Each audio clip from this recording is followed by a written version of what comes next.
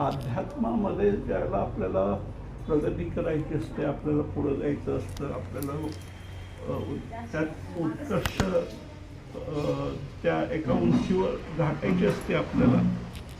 पण जर आपण मानसिक पातळीवर अस्वस्थ असलो किंवा शारीरिक पातळीवर आपले काही समस्या असल्या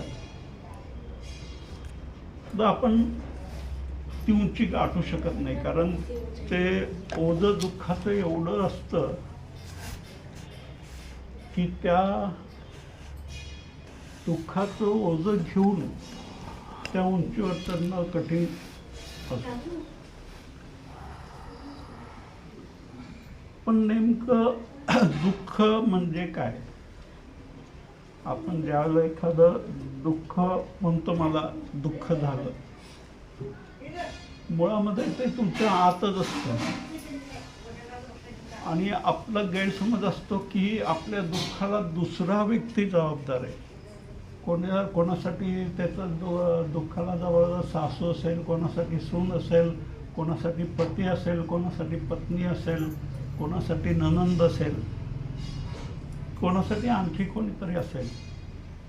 आणि या दुःखातनं जात असताना प्रत्येक व्यक्तीची व्यक्तिगत पातळीवर हीच समज असते की माझ्या जीवनाला, दुःखाला दुसरा व्यक्ती कारणीभूत आहे. मी दुःखात आहे कारण हा असा आहे, त्याच्यामुळं माझं जीवन नरक बनलं आहे, माझं जीवनात समस्या निर्माण झाल्या, माझ्या जीवनामध्ये अडचणी निर्माण झाल्या, माझ्या जीवनात जे काही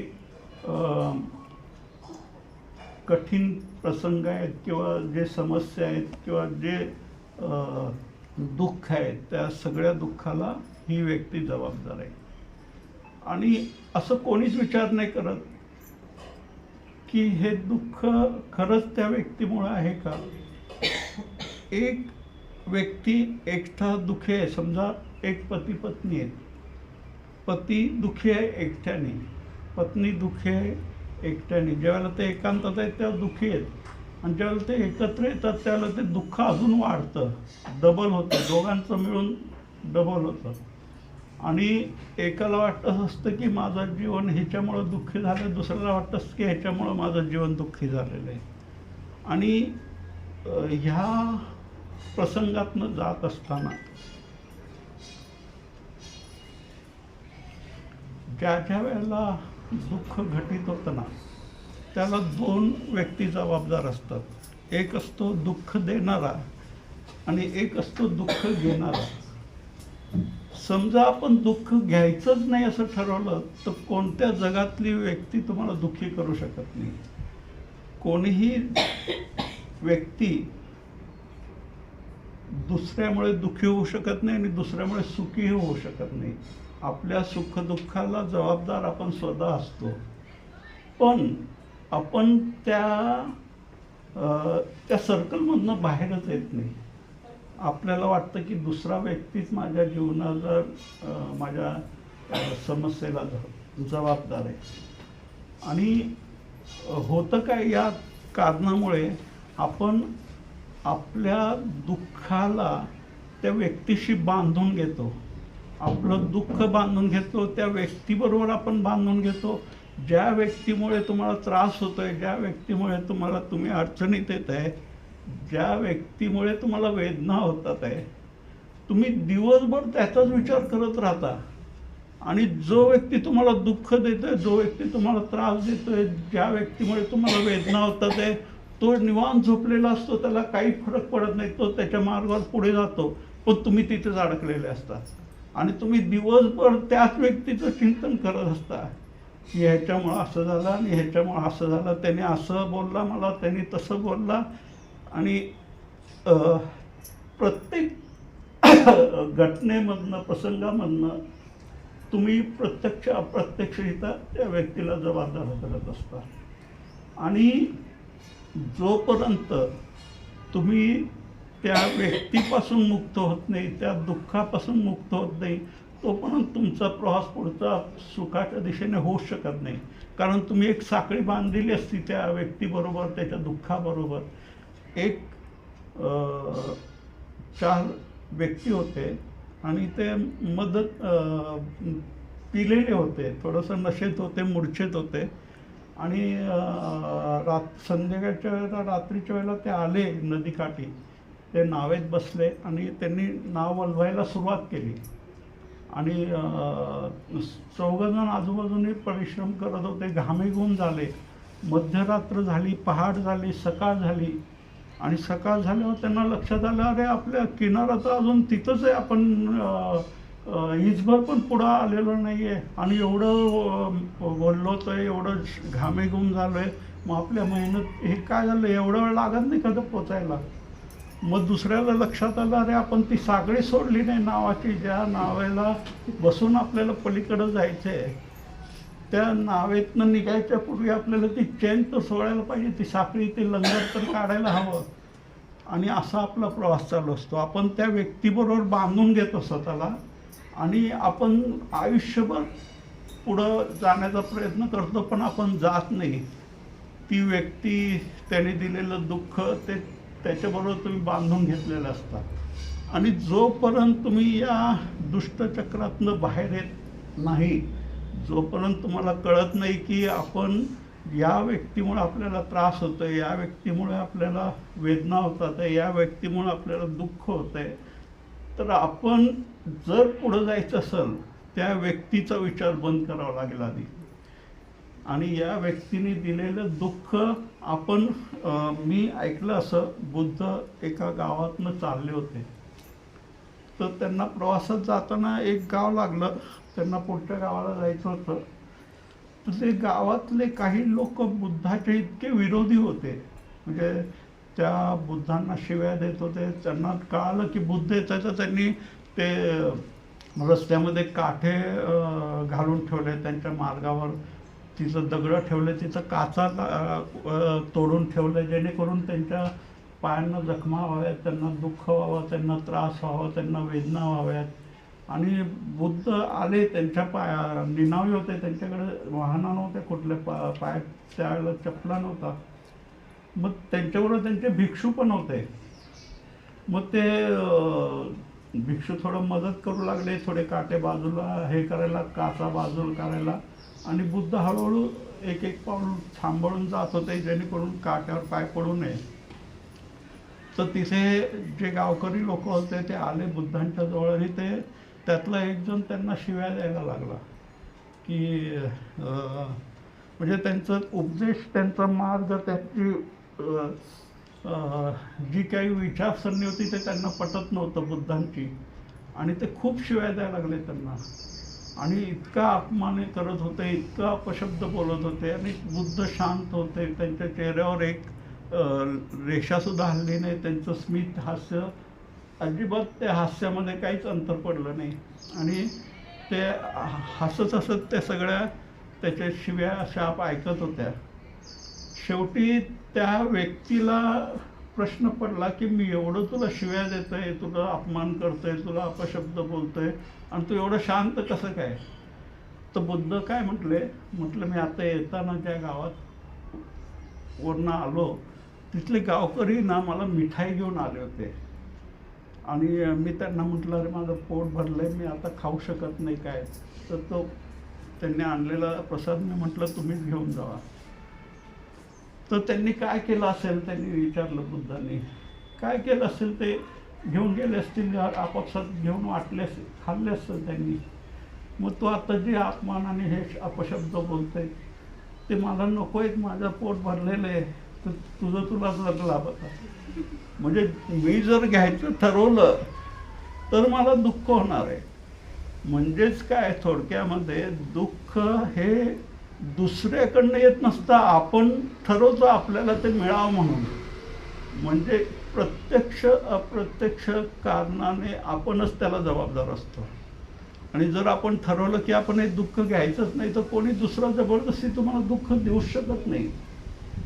पण तुम्ही नुसतं घेत नाही, तुम्ही ते जतन करता, तुम्ही ते सांभाळता, तुम्ही ते विकसित करता, त्याला खतपाणी घालता, त्याला पुन्हा पुन्हा स्मरण करता, आणि तुम्ही पुन्हा पुन्हा तुमच्या जीवनामध्ये त्या दुःखाचं जे छोटंसं बीज आहे, त्याचं हळूहळू वृक्षामध्ये रूपांतर करता.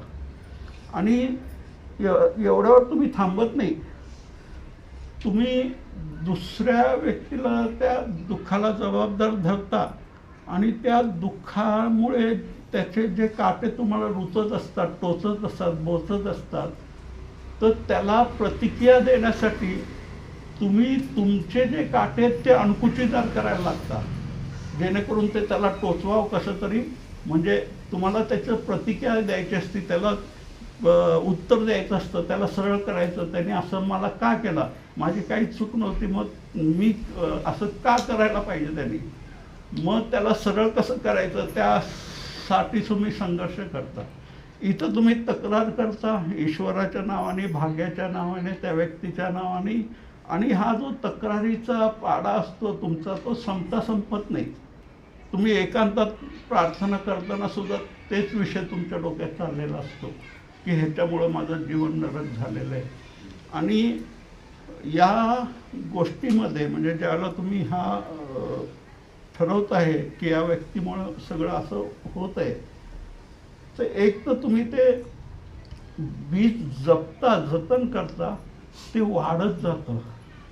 दुःखातनं मुक्त व्हायच्यासाठी ज्या व्यक्तीमुळे तुम्हाला दुःख होत आहे, ज्या व्यक्तीमुळे तुम्हाला त्रास होत आहे, ज्या व्यक्तीमुळे तुम्हाला वेदना होत आहेत, सगळ्यात आधी त्याला क्षमा करणं महत्त्वाचं असतं. पण हे क्षमा करणं आपल्याकडनं होतच नाही. आणि जोपर्यंत तुम्ही क्षमा करत नाही तोपर्यंत तुमची गाठ सुटत नाही. तुम्ही काय करता, तुम्ही गाठ बांधत जाता, ते आवळत जाता, ती टाईट करत जाता, आणि मग त्या गाठीतनं तुम्ही मुक्तच होत नाही. आणि ती गाठ नंतर इतकी मजबूत होती, इतकी अतूट होती की त्या गाठी सुटायचं तर सोडाच, ती गाठ सुटली तर ती दोरीच तोडावं लागेल अशी स्थिती येते. म्हणजे तो गुंता असा करून ठेवता तुम्ही की तो गुंता ज्याला ती तुम्ही ओढाताण केली नसती त्यातनं मार्ग असतो सुटायचा, पण तो गुंता इतकं टाईट करून ठेवता तुम्ही की आता तो गुंता सोडवायचं कसं असं. मग तुम्ही वसंत महाराजाकडे येतात, मोहनकडे येतात की बाबा हे गुंत्यातनं काहीतरी मार्ग काढा, हा गुंता सुटला पाहिजे. आणि जर तुमच्याकडं ईश्वराचं काहीतरी असेल तर तुम्ही काहीतरी चमत्कार करायला पाहिजे, हा गुंता सुटला पाहिजे. अरे पण गुंता केला कोणी, बरं तो गुंता वाढवला तुम्ही, तो तुम्ही मजबूत केला आणि तुम्ही मार्ग मागता ईश्वराला की यातनं बाहेर काढ म्हणून. पण त्यातनं बाहेर येण्यापूर्वी आपल्याला ही गोष्ट आधी समजून घ्यावं लागेल की जर दुःख आहे तर त्या दुःख कशामुळे, जर त्या व्यक्तीमुळे, खरंच त्या व्यक्तीमुळे का मी घेतोय म्हणून आहे. म्हणजे मी ते दुःख घेतोय, मी स्वीकारतोय, मी ॲक्सेप्ट करतोय, त्यामुळं ते मला सलतंय, मला दुखतंय, मला बोचतंय. आणि होतं काय की अशा स्थितीमध्ये ज्यावेळेला तुम्ही ते स्वतःचे काटे अणकुचीदार करायला लागतात, तर ते काटे तुम्हाला सुद्धा रुतायला लागतात. दुसऱ्याला आपण ज्याला त्रास द्यायचा हेतू बाळगतो त्याला कळत नकळत आपल्याला सुद्धा त्रास होतो. आणि होतं काय की एखाद्या व्यक्तीला तुम्ही शत्रू ठरवलं तर तुम्ही मित्राला जेवढं आठवत नाही तेवढं शत्रूला आठवण करता की त्याला कसं सरळ करायचं त्याचं. आणि तो जेवढ्या खालच्या पातळीवरचा असतो ना तेवढं खालच्या पातळीवर जाऊन तुम्हाला विचार करावा लागतो. म्हणजे प्रत्यक्ष अप्रत्यक्षपणे तुम्ही तुमच्या उंचीवरनं खाली उतरता. आणि खरं कारण, दुःखाचं खरं कारण काय असतं, त्यांनी तुम्हाला दुखवलं असतं, त्यांनी तुम्हाला डिवचलं असतं, त्यांनी तुम्हाला त्रास दिलेला असतो. तर त्या दुःखातनं बाहेर यायचं ज्यावेळेला तो दुसरा व्यक्ती तुम्हाला दुःख घेऊन त्याचा आनंद घेत असतो, त्याला आनंद वाटतो, तुम्ही अस्वस्थ होत आहे, तुम्ही बेचैन होत आहे, तुम्ही रडताय, तुमच्या चेहऱ्यावर ते दुःख दिसतंय, तर समोरच्या व्यक्तीला अजून आनंद होतो की त्यांनी जे काम होतं त्याचं त्याला यश मिळालं, त्यांनी तुम्हाला दुःखी केलं आहे. पण हे करत असताना लक्षात ठेवा, जो व्यक्ती दुसऱ्याला दुःख देत असतो ना तो बाहेरनं किती जरी स्वस्थ दिसला तरी तो आतून अस्वस्थ असतो. आणि एक गोष्ट लक्षात ठेवा, जो व्यक्ती ज्यावेळेला आपल्याला दुःख देतो ना, तर त्याचा अर्थ त्याला समज नाही आहे, त्याला बोध नाही आहे, त्याला ज्ञान नाही आहे, आणि तो अज्ञानी आहे, तो अंधारात आहे, तो अंधारात चाच पडतोय, ठेचकाळतोय, आणि त्यामुळे तो तुम्हाला दुःख देतोय. मग आता तुम्ही एखाद्या लहान बाळाने जर एखादी तुमच्या जखम केली, मारलं, तर तुम्ही त्याच्यावर रागवत नाही, कारण तुम्हाला कळतं तो अजाण आहे, त्याला समज नाही आहे. तर ती गोष्ट तुम्हाला कळते. पण ज्यावेळेला एखादा मोठा व्यक्ती तुम्हाला दुःख देतो, तर तुम्ही म्हणता तो शिकलेला आहे, तो समजदार आहे, त्यांनी तरी मला दुःख का दिलं. म्हणजे तुम्ही हे सगळं तुम्हीच ठरवत असता. पण तो ज्यावेळेला दुःख देतोय, तुम्हाला त्रास देतोय, तुम्हाला त्रास देण्यामध्ये तो आनंद घेतोय, त्याचा अर्थ स्पष्ट आहे की त्याला अजाणता आहे, त्याला माहीत नाही आहे. त्याला जर माहीत असलं की दुःख दिल्याने दुःख मलाच परत डबल रिपीट होणार आहे, ते ज्ञान त्याला नाही आहे, तो अबोध आहे, त्याला समज नाही आहे. तर अशा व्यक्तीला तुम्ही माफ करणार का त्याला दुःख का दिला म्हणून त्याच्याबरोबर वाद घालत बसणार? मग जर तुम्ही वाद घातला तर हा वाद कधीच मिटणारा नाही आहे. हा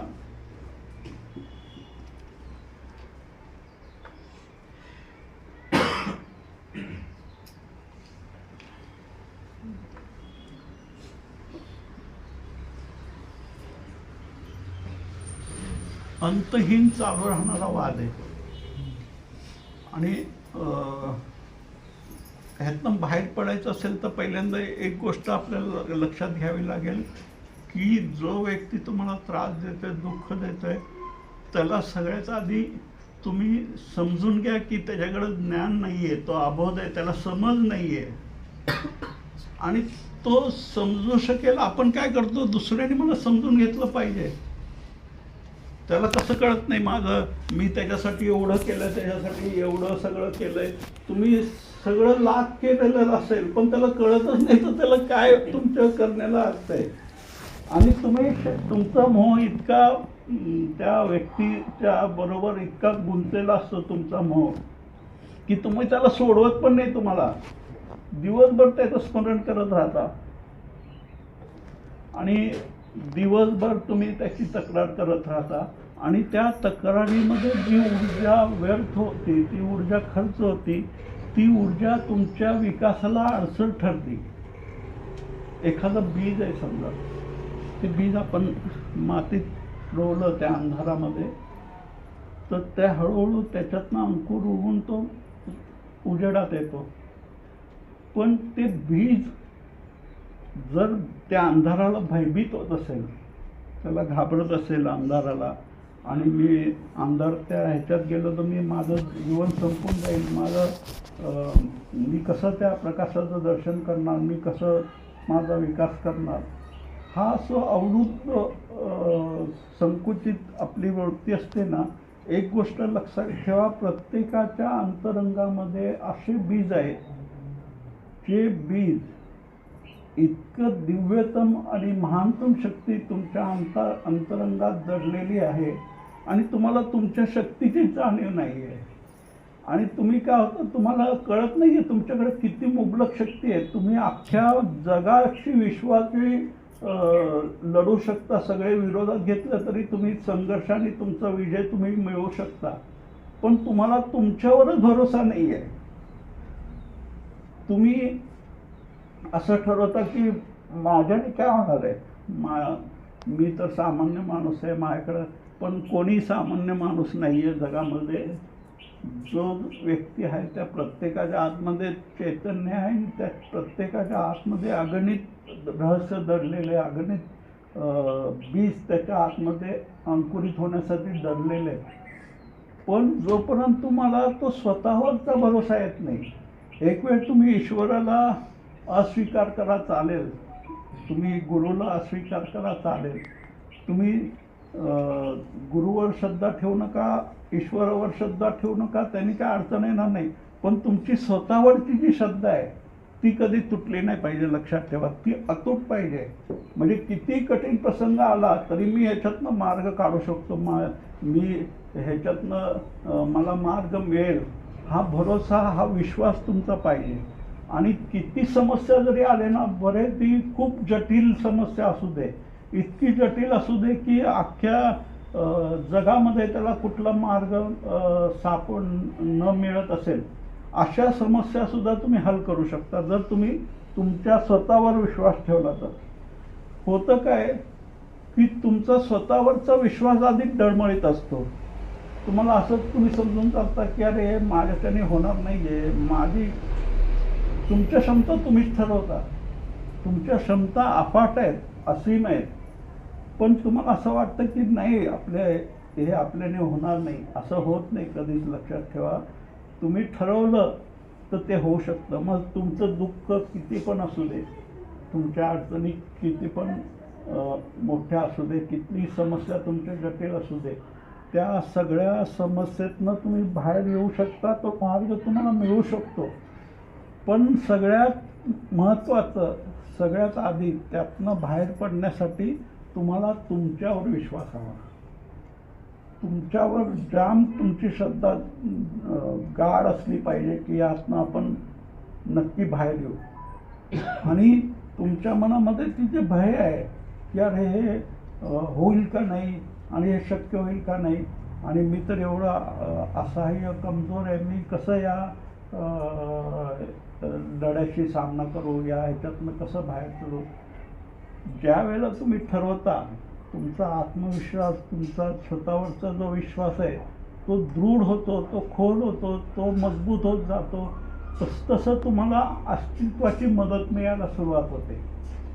पण आपण ती मदत का आपल्याला मिळत नाही ना, त्याला कारण सांगतो मी तुम्हाला, की ज्याला आपण कृतज्ञता म्हणतो, म्हणजे मला जे मिळालंय, माझ्याकडे जे आहे त्याच्याप्रती जी कृतज्ञता आपण व्यक्त करायला पाहिजे त्या ईश्वरापुढं, त्या अस्तित्वापुढं, ती कृतज्ञतेचा भावच आपल्यात नीट जन्मत नाही. आणि ज्याला आपण शिबिरामध्ये कृतज्ञता ध्यान मी घेतो, तर त्या कृतज्ञता ध्यानामध्ये शेवटचं चरण असतं आपल्या शत्रूंना पण क्षमा करा म्हणून. तर इतर सगळे चरण सगळेजण करतात, पण त्या शत्रूला क्षमा करायचं म्हटलं की लय जड जातं. म्हणजे ज्या व्यक्तीने आपल्याला त्रास दिला त्याला का म्हणून क्षमा करायची. त्याच्यामुळं माझं जर मला वेदना होतात आहे, मला त्रास होत आहे, त्या व्यक्तीचा क्षमा करायचं कसं. आपल्याला असं वाटतं की नाही, त्याला क्षमा नाही व्हायला पाहिजे, त्याला शिक्षा मिळायला पाहिजे, त्याला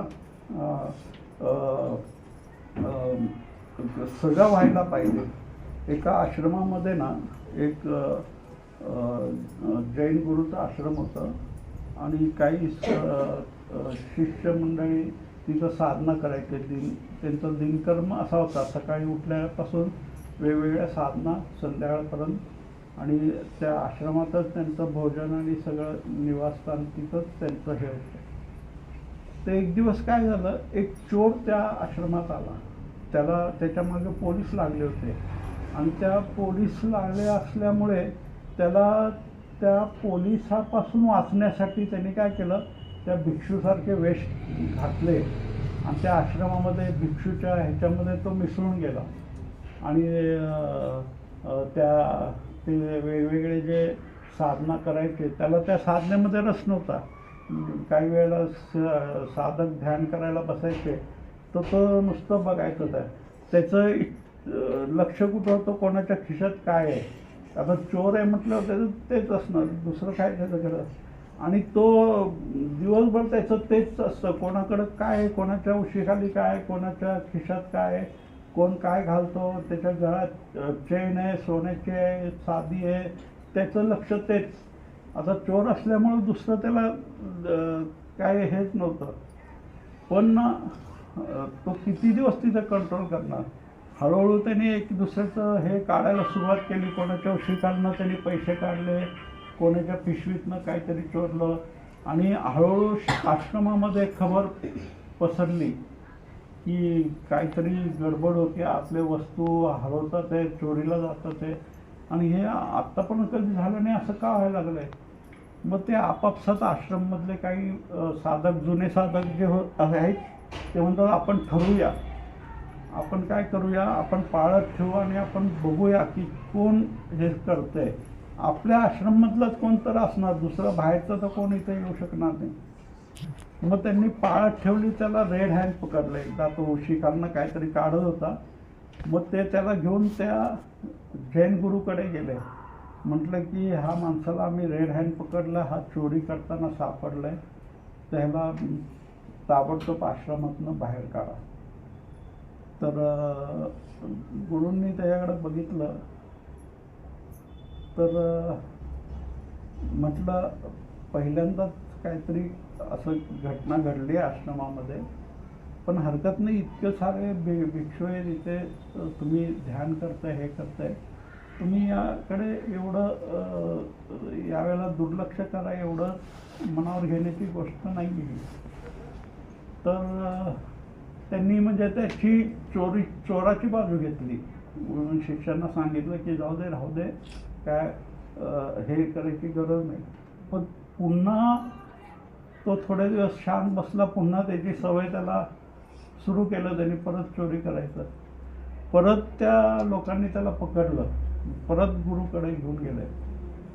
मग गुरु यावेळेला पण त्याला शांत पद्धतीने त्यांनी हँडल केलं. ते म्हणजे एवढं आश्रमातनं काढून देणे इतकं काही आवश्यकता नाही असं त्यांचं म्हणणं होतं. पण आपापसात जे जुने साधक होते त्यांनी आपापसात ठरवलं की हे गुरु काय करतोय, आपलं एवढं आपण ध्यान करतोय, प्रार्थना करतोय, पूजा करतोय, आपलं दिवस सगळं त्यातच जातोय, आणि हा काल परवा आलेला माणूस हा चोरी करतोय, वाईट आहे, नीच आहे, दुष्ट आहे, तरी त्याची बाजू का घेतात आहे गुरु. आपण एक काम करूया म्हणतात ते, आपण ना सगळे मिळून एक लेखी लेटर लिहूया गुरुला की एक तर त्या चोराला या आश्रमातनं काढा, नाही तर आम्हाला तरी बाहेर काढा, म्हणजे आम्ही या चोरासोबत राहू शकत नाही. आणि सगळे शिष्य एक होतात आणि सगळ्यांनी सही करून देतात ना, गुरुजवळ जातात सगळेजण. तर आज तुम्ही गुरु निर्णय घ्यावाच लागेल आहे, तर त्या चोराला या आश्रमातनं बाहेर काढा किंवा आम्ही जातो इथनं, आम्हाला नाही.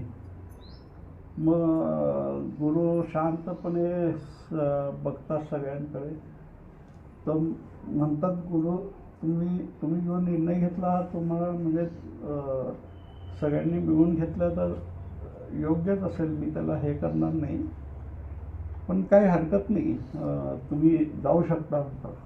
आता सगळ्या साधकांना वाईट वाटतं, अरे आपण एवढं सगळं गुरुसाठी करतोय, एवढं आश्रमाची साफसफाई, इथलं सगळं बोलण्याचं हे, आणि हा चोर असून गुरु ह्याला ठेवून घ्यायला तयार आहेत, पण आपल्या सगळ्यांना बाहेर काढायला तयार आहेत. म्हणजे गुरु असं नाही म्हटलं की अरे नका जाऊ, थांबा तुम्ही, ह्या चोराला काढू आपण बाहेर.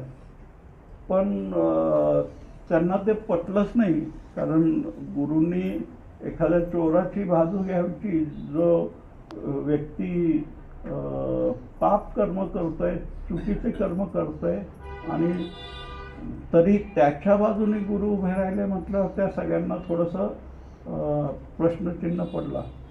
मग त्यात तरी साहस करून त्यांनी विचारलं गुरूंनी शिष्यांनी की सर तुम्हाला असं वाटत नाही की तुम्ही आमच्यावर अन्याय करताय, कारण तर गुरु म्हटले की अरे एक लक्षात ठेवा, तुम्ही साधक आहात, तुम्ही चांगलं काय वाईट काय तुम्हाला जाण आहे, तुम्हाला समाजात मान आहे, तुम्ही तर साधना केलेली आहे, तुम्हाला त्याचं ऊर्जा पण आहे तुमच्यासोबत. तुम्ही बाहेर कुठं पण गेला तर तुम्हाला कुठल्याही आश्रममध्ये तुम्हाला प्रवेश मिळेल, तुमचा सत्कार होईल, तुमचा सन्मान होईल, तुम्हाला तुमच्या जीवनामध्ये यशस्वी मार्ग चोखाळायला भरपूर मार्ग असतील, भरपूर लोक तुम्हाला मदत करायला तयार असतील. पण या माणसाला कोण स्वीकारणार सांगा तुम्ही. तो मुळातच चोर आहे. आता तो त्याचा स्वभाव आहे, त्याला काय करू शकतो आपण, तो त्याचे संस्कारच तसे झालेले आहेत. आता हा जर बाहेर गेला तर ह्याला सगळेजण नाकारणार, सगळेजण त्याच्या निंदा करणार, त्याची नालस्ती करणार, त्याला इन्कार करणार, त्याला स्वीकार कोणच करणार नाही. तर आपल्या आश्रमात आहे तर थोडंफार काही झालं तर होऊ शकतं त्याचं. तर त्या सगळ्या साधकांना ही गोष्ट खटकली, म्हणजे पटली नाही त्यांना. कारण हा जो निर्णय गुरुनी घेतला की इतर सगळ्या साधकांना बाहेर जायची त्यांनी तयारी ठेवली, पण त्या चोराला त्यांनी हे नाही केलं.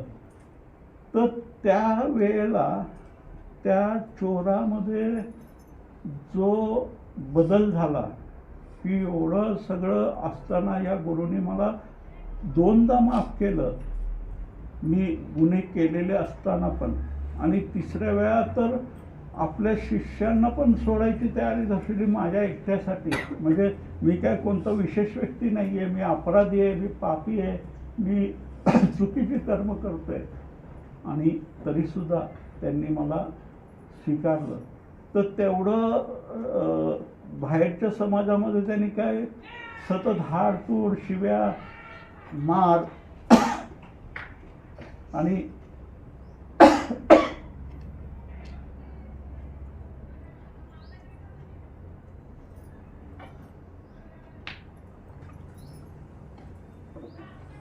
ह्याच गोष्टी सहन केल्या, सगळा अपराध आणि ते झाल्यानंतर शिक्षा. पण हे एवढं प्रेम त्यांनी कुठंच बघितलं नव्हतं. म्हणजे त्या प्रेमापोटी त्या चोरामध्ये थोडं बदल झाला त्याच्या स्वभावामध्ये. आणि त्या चोराला असं वाटलं की आपल्याला परम स्वीकारित होतोय, सगळं जग आपल्याला नाकारतं आणि आपल्याला वाईट म्हणतं, आपल्याला पापी ठरवतं.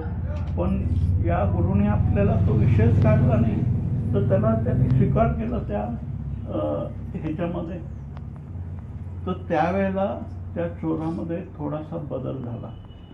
तर लक्षात ठेवा, ज्यावेळेला तुम्ही तुमच्या जीवनात पण कोणी तुम्हाला त्रास देत असतो, तुम्हाला दुःख देत असतो, तुम्हाला क्षमा करण्याची एक गोष्ट, ज्यावेळेला जोपर्यंत तुम्ही क्षमा करत नाही त्या व्यक्तीला, तोपर्यंत त्या व्यक्तीबरोबर तुमची जो गाठ बांधलेली असती कर्माची ती कधीच सुटत नाही. आणि या जन्मात नाही, पुढच्या जन्मात कॅरी होते ती. कारण तुम्ही ती गाठ सोडलेलीच नसते ना, तुम्ही आवडून धरलेली असते ते गाठ. मग ती कॅरी फॉरवर्ड होते पुढच्या जन्मात पण. आणि मग तुम्ही काय करता, तुम्ही ईश्वराला तक्रार करता, हे काय माझ्या जीवनात वाढून ठेवलंय आणि मी कोणाचं काय वाईट केलं नाही, मी कोणाचं काही दुखवलं नाही, तर माझ्या काय जीवनात असं आहे. पण हे तुम्हीच त्या कर्मबंधनामध्ये अडकून हे मागून घेतलेलं आहे. लक्षात ठेवा, आपण जे कर्म करतो ना, त्या प्रत्येक कर्माचं फळ आपल्याला मिळतं. ते प्रत्यक्ष अप्रत्यक्ष ज्याला आपण कर्म करतो, ते कर्म करत असताना, कर्म म्हणजे फक्त करणं नव्हे, आपलं बोलणं, आपले विचार, आपले हावभाव, ह्या सगळ्या गोष्टी कर्मामध्ये आल्या. फक्त कुठचं एखादं करणं म्हणजे कर्म नव्हे. तुमच्या मनात एखादा विचार जरी आला तर ते पण एक कर्म होतं. आता समजा इथं 10 लोक बसलेले आहेत आणि एखादा व्यक्ती, समजा तुम्ही कुठं बाहेर चाललेला, कोणीतरी नदीत बुडतोय आणि तुम्ही स्वतःचा जीव हे करून त्या व्यक्तीला वाचवलं. मग मला सांगा, तुम्ही पुण्यकर्म केलं का पापकर्म केलं? तुमच्या हिशोबाने तुम्ही पुण्यकर्म केलं. पण समजा तुम्ही ज्या व्यक्तीला वाचवलंय त्यांनी जर 1000 हत्या केल्या पुढे जाऊन, मग ते पुण्यकर्म झालं का पापकर्म झालं? म्हणजे ज्यावेळेला तुम्ही कर्म करताना, तर ते कर्म करत असताना वर्तमान स्थितीमध्ये ज्यावेळेला ते कर्म घडतं, पण ज्यावेळेला ते फळ मिळत असताना त्यावेळेला समग्र समष्टी त्यात समाविष्ट होती. म्हणजे सगळं ब्रह्मांड त्या कर्माचं फळ देण्यासाठी सामील असतं. त्यामुळे आपण वर्तमान क्षणामध्ये आपल्या दृष्टीने आपण पाप करत असतो किंवा पुण्य करत असतो, पण अस्तित्वाच्या दृष्टिकोनातनं आपण जे करतो त्या कर्माच्या लेखाजोखा, आणि कोणतं ईश्वरवर बसलेला नाही आहे तो तुमचं लेखाजोखा ठेवतोय. हे इनडायरेक्टली, जसं एखाद्या भौतिकशास्त्राच्या नियमाचे कसं ठरलेले असतात, त्या नियमानुसार ह्या गोष्टी घडत असतात. मग तुम्ही कर्म केला, तुम्हाला ते फळ मिळणार. मग चांगले कर्म केला, चांगले फळ मिळणार. वाईट कर्म केला, वाईट कर्म कर. आणि जे आत्ता अडचण कशी कुठे होती माहिती आहे का, ज्याला एखादा व्यक्ती पाप करतोय पण तो यशस्वी होताना दिसतोय, तो उत्कर्ष म्हणजे वेगवेगळे त्याला पुरस्कार मिळतात आहे, त्याला यश मिळत आहे, त्याला धन मिळत आहे, त्याला संपत्ती वाढत चाललेली आहे, तर ती गोष्ट तुम्हाला जास्त खटकते. म्हणजे मी सज्जन आहे, मी सरळ आहे, मी कुठलं पाप केलं नाही, आणि हा व्यक्ती पाप करून सुद्धा कसं काय ह्याला ईश्वर पुढं घेऊन जातोय. पण तुम्हाला माहीत नाही की त्याचं मागच्या कर्माचं जे काही तो संचित घेऊन आलेला असतो ते एक बँक बॅलन्स सारखं असतं. जसं तुमच्या पूर्वजांनी कमवलेली जी कमाई असते ती बँक बॅलन्स असते, ती तुम्हाला कॅरी फॉरवर्ड होते, म्हणजे ती तुम्ही वापरू शकता, ते खर्च तुम्ही करू शकता, त्या पैशात तो वापरू शकता. तर त्याच्या मागच्या जन्मामध्ये त्यांनी जे काही कमवलं असेल तो ते वापरतोय, पण ते कुठं ना कुठं आहे. आणि हे निश्चित आहे, जो तुम्हाला दुःख देतोय त्याला भविष्यात पुढं दुःख येणारच, पण त्याला बरोबर तुम्ही स्वतः सुद्धा दुःख घ्यायचं असेल तर तुम्ही त्याला क्षमा न केले तर ते दुःख तुम्हाला पण येणार आहे. मग क्षमा करण्यामध्ये असं काय वैशिष्ट्य आहे मला एक सांगा. जीसस क्राइस्ट ज्याला क्रूसावर त्यांना लटकवलं गेलं, ते ज्याला त्यांना खिळे ठोकले गेले हातावर आणि पायावर आणि डोक्यामध्ये, तर त्या असह्य वेदनामध्ये सुद्धा त्यांच्या आतून काय निघालं, हे ईश्वर ह्यांना माफ कर, ह्यांना कल्पना नाही हे काय करतात आहे, ह्यांना स्वतःलाच माहीत नाही की हे काय करतात आहे. म्हणजे लक्षात ठेवा, ती स्थिती आठवा ती की जर आपल्यावर ही वेळ आली असती आणि सगळ्या लोकांनी मिळून तुम्हाला दोषी ठरवलं असतं, तुम्हाला पापी ठरवलं असतं आणि तुम्हाला न्यायालयात उभं केलं असतं आणि तुम्हाला शिक्षा दिली असती, फासावर लटकवलं असतं, तर त्या स्थितीला तुम्ही त्या समोरच्यांना क्षमा करू शकले असता का? हे केव्हा होतं, ज्यावेळेला ती जाण येते तुमच्यामध्ये, ती समज येते, तुम्हाला ही गोष्ट लक्षात येते की या जगामध्ये कोणी पण एकामेकापेक्षा वेगळे नाही आहे, आपण सगळे एकमेकाशी जोडले आहोत. आपल्याला जो त्रास देतो त्याच्या आतपणे पण तो तीच चेतना आहे, आपल्यामध्ये पण तीच चेतना आहे. आणि या सगळ्या ब्रह्मांडामध्ये अस्तित्वात असलेले जितके पण जीवजंतू आहे त्यांच्या आतमध्ये असलेली जी प्राणशक्ती आहे ती एकच आहे, ती वेगळी नाही आहे. त्यामुळे ज्यावेळेला तुम्ही क्षमा करता त्यावेळेला तुम्ही एक गाठ मोकळी करत असता, हे तुमच्या फायद्यासाठी आहे. ज्यावेळेला जीसस क्राइस्ट म्हटले की ह्यांना क्षमा करा, ह्यांना माहीत नाही हे काय करतात आहे, त्या क्षणाला ते क्राइस्ट झाले आणि त्यांनी अख्ख्या त्या म्हणजे तो यहुदीचा जो समाज होता आणि ते काय करत होते, त्या यहुदी शास्त्रामधले जे ग्रंथ होते त्या ग्रंथाच्या विरोधात बोलत होते. म्हणजे एक ईश्वराने एक डोळा, तुम्ही एक डोळा कोणाचा हे केला तर ईश्वर तुमचे 2 डोळे हे करेल, तो कोणी एक हात तुमचा हे केला तर तो तुमचे 2 हात हे करेल. म्हणजे तो शिक्षा देणारा असा ईश्वर होता त्यांचा.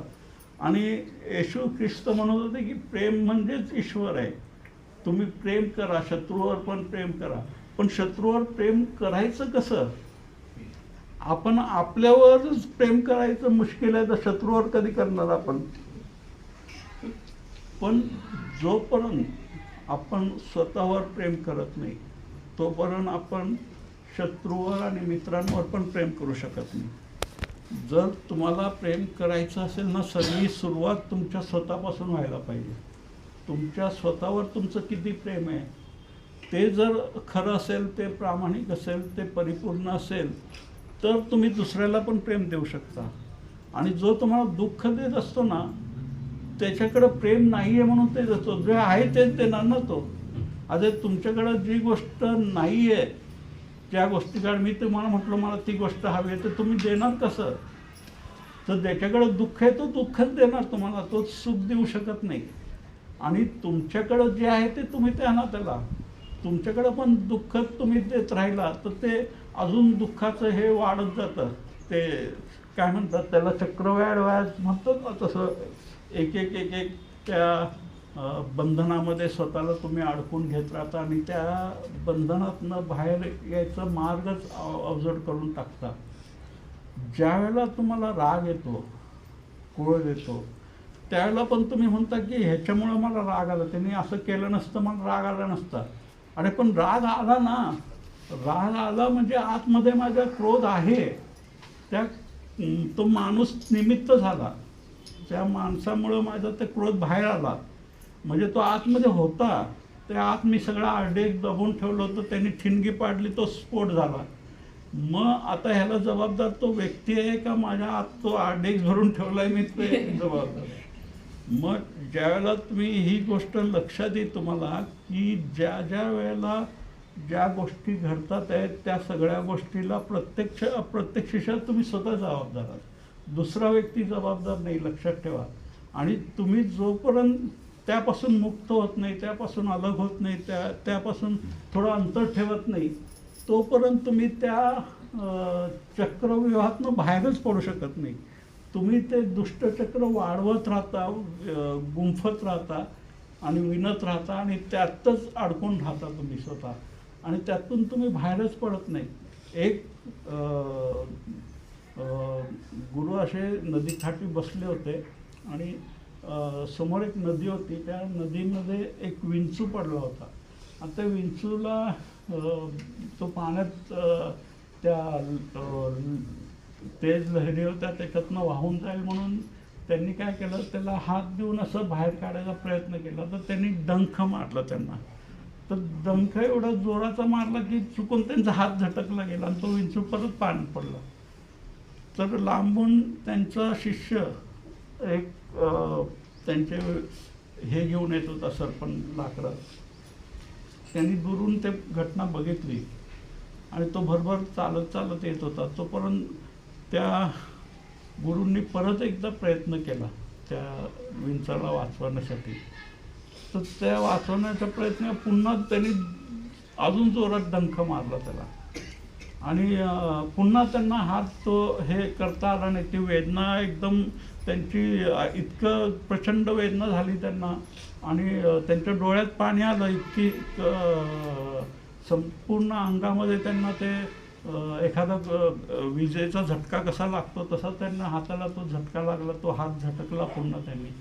तोपर्यंत तो शिष्य आला, तो म्हटला तुम्ही करता काय, बावळटसारखं काय करताय, तो विंचू आहे, तो त्याला मेलेलंच पाहिजे, तो कशाला त्याला वाचवायचं भानगडीत पडतंय. तर ते म्हटले की अरे तो आपण हे नाही केलं तर ते जीव जाईल त्या पाण्यामध्ये, हे होईल. अरे पण तो तुम्हाला चावतोय, डंख मारतोय, तरी का एवढा 8 तास तुमचा त्याला वाचवण्याचा, आणि त्याला वाचून करणार काय, तो दुसऱ्याला डंखच मारणार ना परत अजून. तरी पण त्या गुरूंनी पुन्हा एकदा हात घातला आणि यावेळेला त्यांनी थोडं सावधगिरीने हात इथं झटकला असा बाहेर, तर ते पाण्यातनं तो बाहेर आला आणि तो पळत निघून गेला. त्यांनी काय विंचाने मागे वळून बघितलं नाही, त्यांनी काय थँक्स म्हटला नाही किंवा आभार मानले नाही, तो त्याच्या ह्याच्यात निघून गेला. पण त्या शिष्याला वाटलं की तुम्ही गुरु हे चुकीचं केलं, हे तुम्ही स्वतःला त्रास करून घेऊन तुम्हाला काय मिळालं ह्याच्यामध्ये. तर गुरु म्हटले अरे तो त्याचा स्वभाव आहे, तो प्राकृतिक आहे ना, तो म्हणजे त्याला आपण काय करू शकतो म्हणतो. तर त्याचा स्वभाव आहे डंख मारायचा, तो त्यांनी मारला. माझा स्वभाव आहे वाचवायचा, मी वाचवण्याचा प्रयत्न केला. पण आपण दुसऱ्याला वाचवण्याच्या वेळेला असा विचार करतो की ह्याच्यात आपला काय स्वार्थ आहे. म्हणजे थोडक्यामध्ये ज्यावेळेला तुम्ही एखादा व्यक्ती तुम्हाला दुःख देत असतो, त्याला जगात एखादा व्यक्ती सुख देणारा पण असतो. पण तुम्ही ज्याला एका व्यक्तीकडनं इतकं त्रासले जाता, इतकं दुःखी होता, इतकं बेचैन होता, अस्वस्थ होता की तुम्हाला असं वाटतं अख्खं जगच वाईट आहे. आणि तो दृष्टिकोन तुमचा इतका चुकीचा ठरतो की अख्ख्या जगाकडे तुम्ही त्याच दृष्टिकोनातून बघायला लागताय, हा पण त्याच आहे. आणि तुम्ही काहीतरी चांगलं कर्म केलं तर असं वाटतं रे ह्याचं मागे ह्याचं काय स्वार्थ आहे. म्हणजे तुम्हाला ती त्या व्यक्तीकडं पाहण्याचा दृष्टिकोनच तुमचा दूषित होऊन जातो. म्हणजे अस्तित्व काय करतं, ह्या ज्याला तुम्ही त्रासलेले असतात तर एखादा मार्ग, एखादी खिडकी खोलायचा प्रयत्न करतो तो, की जेणेकरून तुम्हाला तो सुखद हवेचा झळका तुम्हाला मिळावा, तो त्या प्रकाशाचं एक किरण तुमच्या जीवनात यावं. पण तुम्ही ते उघडलेली खिडकी पुन्हा पुन्हा बंद करता आणि कुठं छिद्रातनं एखादं किरण येत असेल तर तिचं पण जाऊन बंद करण्याचा प्रयत्न करता. म्हणजे तो प्रकाश तुमच्या जीवनात यायलाच नाही पाहिजे. म्हणजे थोडक्यामध्ये तुम्ही त्या अंधारात जगता, त्या अंधारात स्वतःला कैद करून घेता आणि त्या अंधारच तुमचं जीवन आहे असं तुम्ही समजता. आणि प्रकाशाचे अनेक संधी ईश्वर तुम्हाला देत असतो त्या अंधारातनं बाहेर येण्यासाठी. पण तुमचा चुकीच्या दृष्टिकोनामुळे तुम्हाला ती दिसत नाही.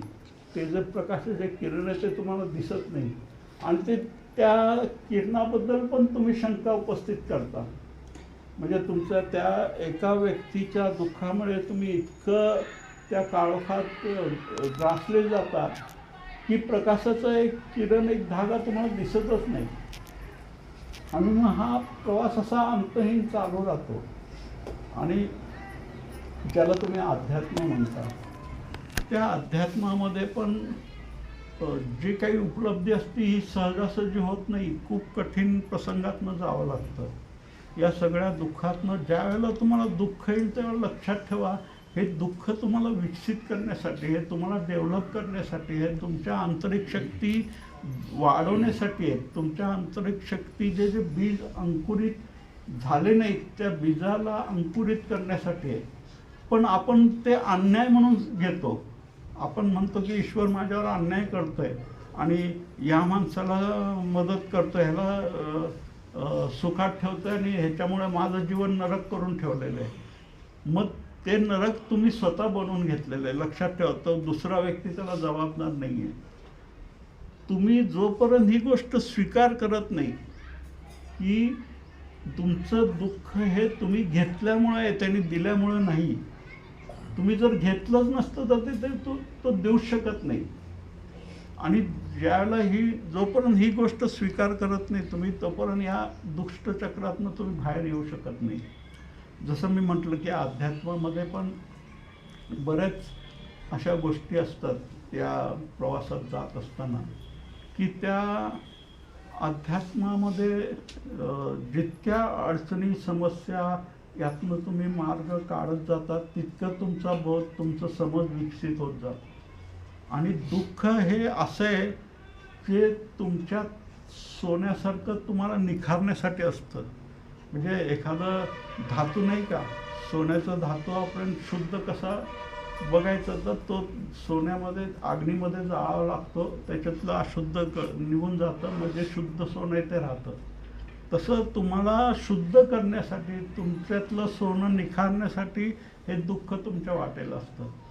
पण ते दुःख तुम्ही कसं घेता त्याच्यावर अवलंबून आहे. जर तुम्ही त्या स्वतःच्या विकासासाठी त्याचा उपयोग केला तर तेच दुःख तुम्हाला शिखरावर घेऊन जाऊ शकतं. पण तुम्ही रडत राहिला, तक्रार करत राहिला नशिबाला, ईश्वराला, भाग्याला, तर तुम्ही त्या चक्रव्यूहातनं कधीच बाहेर पडणार नाही. एक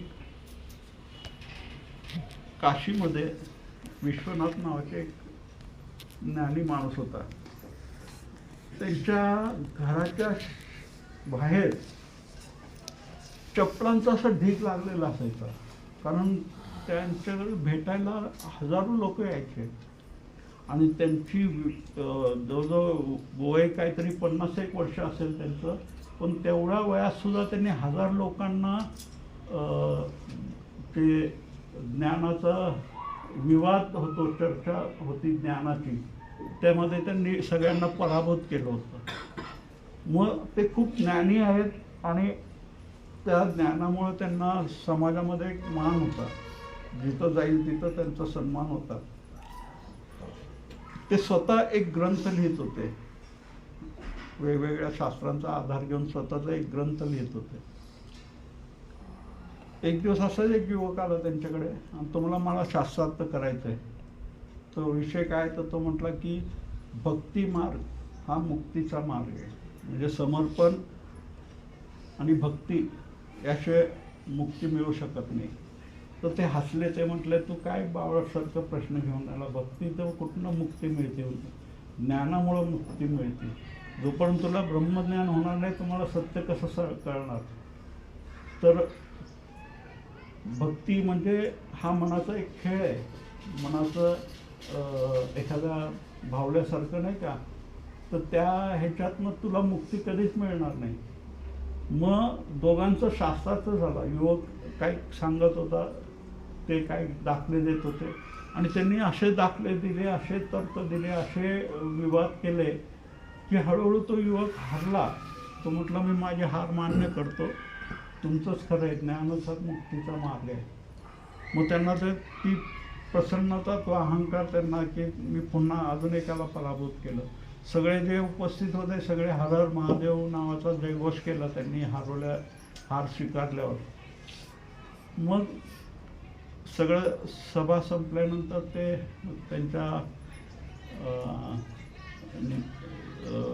व्यक्तिगत जो त्यांचा एक हे होता तिथे आले आणि ते त्यांचा जे ग्रंथ लिहित होते ते लिहायला बसले. तर पत्नी आली मागून आणि ती म्हणाली की अहो तुम्ही मुलाकडे बघा, 3 दिवस झाले तो तापाने फणफणतोय, वैद्यसुद्धा हात वर करायला लागले.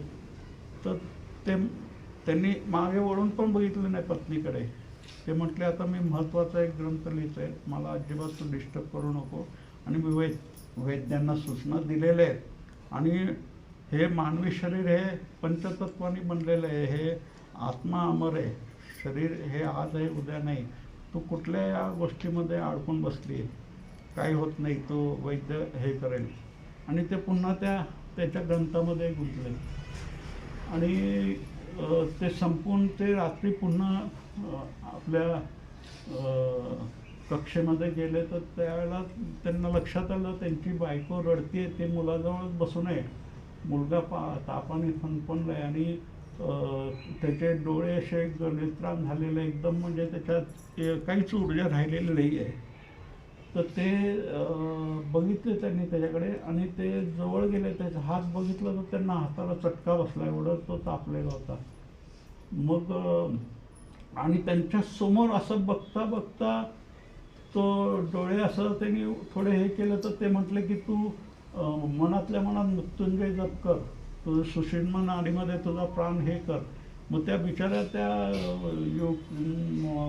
मुलाला काय त्याच्यातलं कळत नव्हतं. तो एकदम गलित्राण नेत्राने त्यांना बघत होता आणि बघता बघता त्यांच्यासमोर त्यांनी श्वास सोडला, म्हणजे त्याच्यासमोर त्यांचा मृत्यू झाला.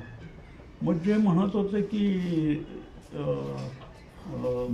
आत्मा अमर आहे, शरीर तर मूर्तवत आहे, नश्वर, तर ते सगळं ज्ञान त्यांचं तिथं पडलं. त्यांना त्याला दुःख झालं की मी एवढं ज्ञानी असून मी माझ्या मुलाला वाचू शकलो नाही, माझं ज्ञान काय कामाचं. आणि त्या क्षणामध्ये त्यांच्या आतमध्ये जो काही बोध झाला ते दुःख झालं त्यांना. म्हणजे मुलगा गेल्याचं, म्हणजे एवढा लहान वयात तो मुलगा गेला, त्याचं खूप मोठं दुःख झालं त्यांना की हे चुकीचं घडलं माझ्या आयुष्यामध्ये. आणि ते मग दुसऱ्या दिवसापासून ना ते नदी किनारे, गंगा किनारे जाऊन बसायचे आणि तासनतास तिथे एकांतात बसायचे. लोक येऊन त्यांना पाया पडायचे, आम्हाला थोडं ज्ञान द्या, आम्हाला गीतेमधलं सांगा, उपनिषदाचं सांगा, वेदाचं सांगा. पण ते सगळ्यांना तसंच परत पाठवत होते. म्हणजे त्यांची ती मनस्थिती नव्हती. तर एक फकीर तिथं आला आणि त्या फकीराने त्यांना बघितलं, असं बसलेलं होतं आणि ते त्याला बघून हसायला लागले ते फकीर. तर त्या विश्वनाथला कळलं नाही की मला बघून हा का हसला म्हणून. तर तो विचारला की तू का हसतोय म्हणून. तर तो म्हटला की मी हसतोय यासाठी की तू ज्ञान म्हणून जे गोळा केलंय ते शून्य आहे म्हणतो. तुझ्या मुलाचं दुःख तुला हे करता येईना, पचवता येईना, मग ते ज्ञान काय कामाचं आहे. मग तो म्हटलं तुला कसं काय माहीत माझ्या मुलाचा मृत्यू झाला आणि मी त्या दुःखात आहे म्हणून. तो म्हणतो ते सांगायला काय सगळ्या गावाला माहिती आहे म्हणतो, काशीला. तर तो म्हणतो की मग तो म्हणतो एक मार्ग आहे तुला सांगतो मी, जर तुला खरं ज्ञानाचा मार्ग हवा असेल तर या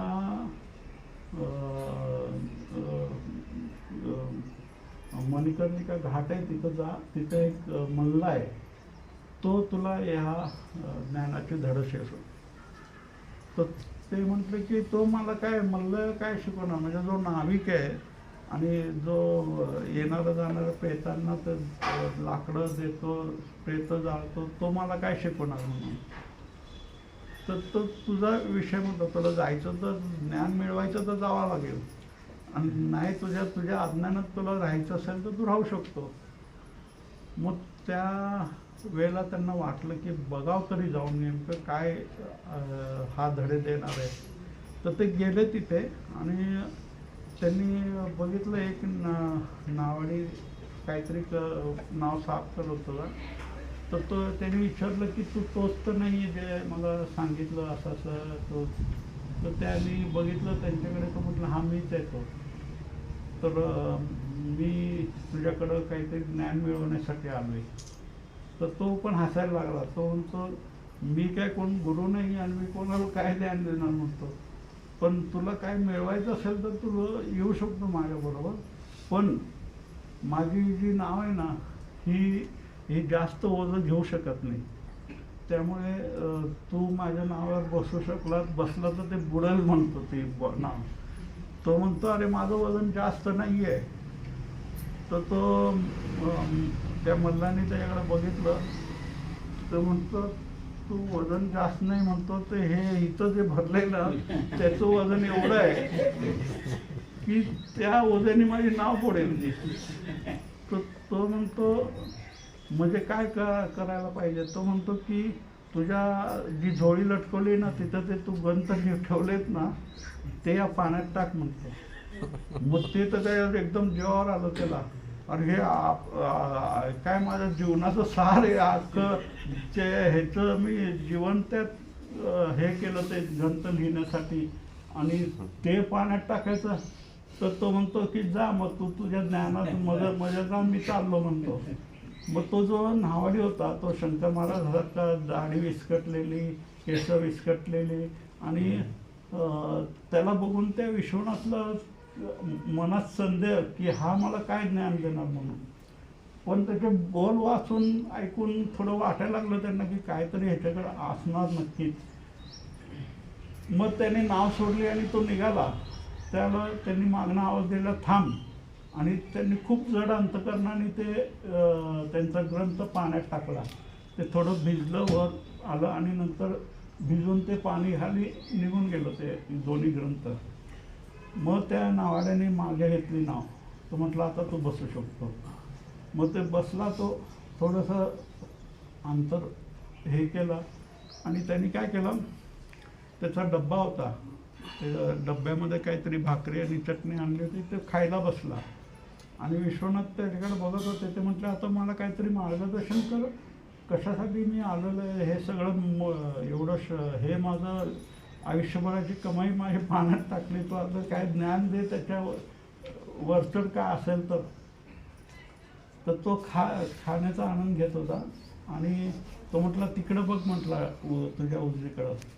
त्यांनी उजवीकडे नजर फिरवलं, ते एक प्रेत तरंगत येत होतं, जळलेलं जळलेलं प्रेत होतं. तर त्यांनी लगेच नजर पूर्ण हे केले. म्हटलं अरे काय हे दाखवते म्हणतो हे. तो बघ म्हणतो तेच वास्तव आहे. तर त्यांनी म्हटलं की पुन्हा एकदा बघ, आणि नजर हे करू नको, त्याच्याबद्दल घृणा किंवा त्या नजरेने बघू नको, ते वास्तव म्हणून बघ, तेच जीवनाचं वास्तव आहे. हा कोण होता म्हणतो तो, तुला माहिती आहे कोण आहे. त्यांनी हळूहळू पुन्हा नजर तिकडं फिरवली. त्यांना सुरुवातीला खूप म्हणजे असं जड झालं असं बघण्यासाठी, पण नंतर हळूहळू त्यांचे डोळे स्थिरावले. मग त्यांनी ते एकटं पाहायला सुरुवात केली.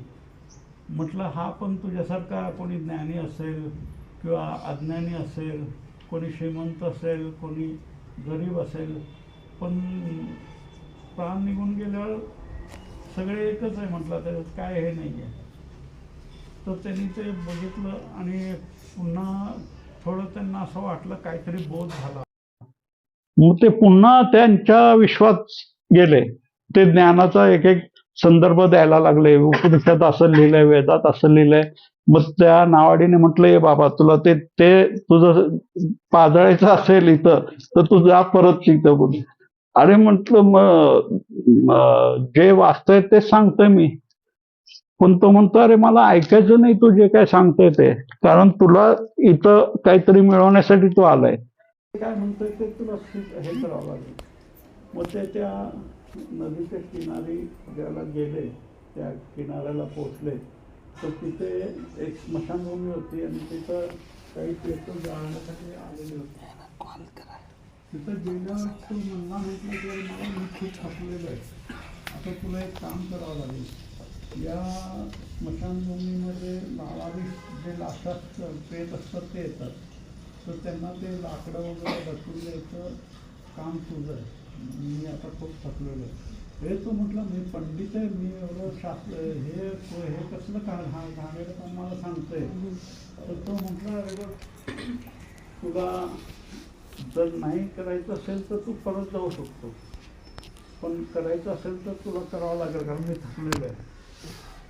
मग त्यांनी विचार केला एक वेळ की अरे आता जर जा म्हटलं हा तर मला पोहता येत नाही, मी जाणार कसं आणि ह्याच्या नावाशिवाय तर पर्याय नाही. मग ते म्हटलं की ठीक आहे बाबा, थांबतो मी. मग त्यावेळेला ते तिथं लावारिसला असं येत होते आणि ते येणारे जे लोक होते ते विश्वनाथला ऑर्डर देत होते की लाव, लाकडी लाव, हे लाव, यो लाव. तर त्यांना तो अपमान वाटत होता की मी एवढा ज्ञानी माणूस, माझ्याकडे हजारो लोक यायचे आणि माझ्या आज्ञेवर सगळं एक गोष्टी इकडच्या तिकडे व्हायच्या, आणि आज मी दुसऱ्यांच्या आज्ञा पाळतोय, त्याचं लाकडं त्यांना रचून देतोय चित्तेवर. पण रात्रभर अनेक प्रेत आले तिथं. त्या प्रेतांना तो लाकडं रचून देत होता, ते प्रेत जळत होतं. ते जळताना तो बघत होता आणि ते जळता जळता त्याला स्वतः तिथं जळल्याचा भास होत होता. त्याचा स्वतःचा अहंकार तिथं जळत होता, त्याचं मुलाचं जे दुःख होतं ते तिथं जळत होतं. त्याला त्याच्या जीवनाची जी वास्तव आहे त्याला ते लक्षात आलं की या जीवनात सगळं शेवटी इथं चितेवर जाणार आहे. हे कोण सोबत कोणाला घेऊन जाऊ शकत नाही, येत नाही. आणि ते जे ज्ञान त्याला ग्रंथातनं मिळालं नाही की आत्मा अमर असते आणि शरीर हे म्हणजे पंचतत्वात विलीन होतं, अग्नी अग्नीत जातं, जल जलमध्ये जातं, आकाश आकाशामध्ये मिळतं. ते ज्ञान त्याला ते प्रेत जाताना मिळालं. आणि सकाळपर्यंत धुळीने माखला होता, त्याचे रेशमी वस्त्र होते आणि तो धुळीने माखलेला होता. तो सकाळी स्वतः पण थकलेला होता आणि सकाळी तो मल्ला उठला आणि तो म्हटला, तुला पाणी पाहिजे का? तर तो पहिल्यांदा तो म्हटला, हां मला पाण्याची गरज आहे. मग त्यांनी त्याला पाणी प्यायला दिलं आणि त्यावेळेला त्या विश्वनाथच्या चेहऱ्यावर जे एक शांतता होती, जो भाव होता, तो त्या ज्ञानाचा नव्हता, तो आतून आलेल्या ज्ञानाचा होता. त्याला पहिल्यांदा कळलं काहीतरी वेगळं या जीवनामध्ये, ग्रंथाच्या पलीकडं काहीतरी वास्तव त्याला ते समजलं तिथं. मग ज्यावेळेला तो पुन्हा नदी किनारे पुन्हा निघाले, तर तो निघाले तो पुन्हा ते त्याचं जुनं हे पुन्हा सुरू झालं की ह्या ग्रंथामध्ये असं लिहिलं आहे की ते मला आता ज्ञान झालं की हे सगळं. तर तो म्हटला, तू पुन्हा जुन्या ट्रॅकवर चाललेला म्हणतो, तुला जर ज्ञान झालं ना, तो बोध झाला. मग तो विश्वनाथ म्हटलं, मग त्याची अभिव्यक्ती करायची का नाही? तर तो म्हणतो, ही गंगा वाहते ती काय सांगते का मी वाहते म्हणून, किंवा हा सूर्य वर आकाशात चमकतोय, तो म्हणतो का मी प्रकाश देतोय, मी प्रकाश देतोय? तुला कोण विचारते ते सांगायला? तुला तू तुझ्याकडे ठेवतो बोध, तुझ्या आतमध्ये झिरपू दे, तू लगेच वाटायचं की ह्याच्यात कशाला जातो तू? मग त्याला लक्षात आलं विश्वनाथला की खरीच गोष्ट आहे, आपण त्या ग्रंथाच्या ह्याच्यामध्ये इतकं अडकलेलं आहे की आपण बोललं तर ते ग्रंथच येतच आहे बाहेर, आतलं ज्ञान येतच नाही आहे बाहेर. मग ते पुन्हा आपल्या घरी गेले आणि घरी ज्यावेळेला गेले तर ज्याला त्यांना पत्नीने बघितलं त्यांच्याकडे की असं काय अवतार केलेत म्हटलं तुम्ही आणि कुठं गेला होता, ते सांगितलं मी एका मल्लाकडे थोडं ज्ञान हे करण्यासाठी गेलो होतो. मग त्या पत्नीने त्यांना आत घेतलं, ते स्नान वगैरे केलं त्यांनी आणि पहिल्यांदा ते पत्नीशी अत्यंत प्रेमाने बोलले आणि ते म्हटले की मला क्षमा कर, माझ्यासाठी तू खूप केलंस, म्हणजे आयुष्यभर मी त्याची दखलच घेतली नाही, तू जे जे केलंय माझ्यासाठी त्याची. आणि मला ही जाण झाली आहे की मी आज जो काही आहे तो तुझ्यामुळे आहे. आणि ती पत्नी त्याच्याकडे बघतच बसली की हे कसं शक्य झालंय. हे अवघड केस होती ही, कारण ते पत्नीकडे एक वस्तू म्हणूनच बघत होते, म्हणजे तिचं काम आहे सेवा करायचं.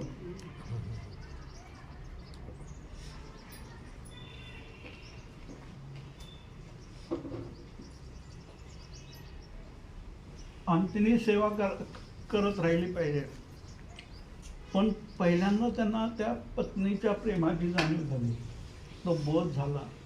आणि ती म्हटली तुम्ही मल्लाकडे जाऊन काय शिकला, तर त्यांनी सांगितलं काय नाही. म्हटलं मी माझी जी कागदाची नाव आहे ना ती त्यांनी त्या गंगेत डुबवली आणि जे होतं माझ्याकडे त्याचं मला बोध करून दिला. आणि त्या दिवसानंतर त्या काशीमध्ये त्यांनी परत कधीच वादविवाद शास्त्रार्थ केला नाही. आणि जे करायला आले त्यांना पण त्यांनी सांगितलं की मला ह्याच्यामध्ये रस नाही आहे, या शास्त्रांच्या ह्याच्यामध्ये. मग तो अध्यात्माचा जो प्रवास आहे तो पण एवढा सहजासहजी होत नाही, त्याला ग्रंथातनं तर तो मिळतच नाही. म्हणजे तुम्ही ज्ञानेश्वरी वाचा, तुम्ही ग्रंथाचे म्हणजे उपनिषद घ्या, वेद घ्या, असे हजारो ग्रंथ आहेत, गीता आहे. पण या सगळ्या शास्त्रामध्ये जे दिलेलं ज्ञान आहे ते ज्ञान चुकीचे असं नाही आहे, पण ते वाचून कसं काय आपल्याला ज्ञान मिळू शकेल. म्हणजे पाणी शब्द वाचल्याने माझे ताण भागणार आहे का, मी पाणी पाणी म्हणत राहिल्याने माझे ताण नाही, मला पाणी प्यावं लागेल त्यासाठी. तसं ईश्वर ईश्वर म्हणून ईश्वराची तहान नाही भागणार, ईश्वराला जाणावं लागेल त्यासाठी, त्याला प्यावं लागेल, त्याच्या श्वासामध्ये त्याला गोवावं लागेल. आणि नुसतं म्हणून बोलून आपल्याला त्यातनं मार्ग मिळणार नाही. तर ह्या सगळ्या प्रसंगामध्ये ह्या म्हणजे जो काही जीवनाचा आपला प्रवास आहे, तर ह्या जीवनात येणारे जे चढउतार असतात आणि खास करून तर ज्याच्या वेळेला लक्षात घ्या आपल्याला ज्याला दुसऱ्याकडनं दुःख मिळतं, त्याच्याकडनं त्रास होतो, आपल्याला वेदना होतात आपल्याला, तर दुसऱ्यांचा जो व्यवहार आहे त्याचा प्रभाव आपल्यावर होता कामा नये. म्हणजे थोडक्यामध्ये समजा दुसऱ्याच्या हातात तुम्ही रिमोट कंट्रोल दिलाय स्वतःच्या भावनांचा, तो तुमचं कौतुक केलं, तुम्हाला आनंद वाटतो.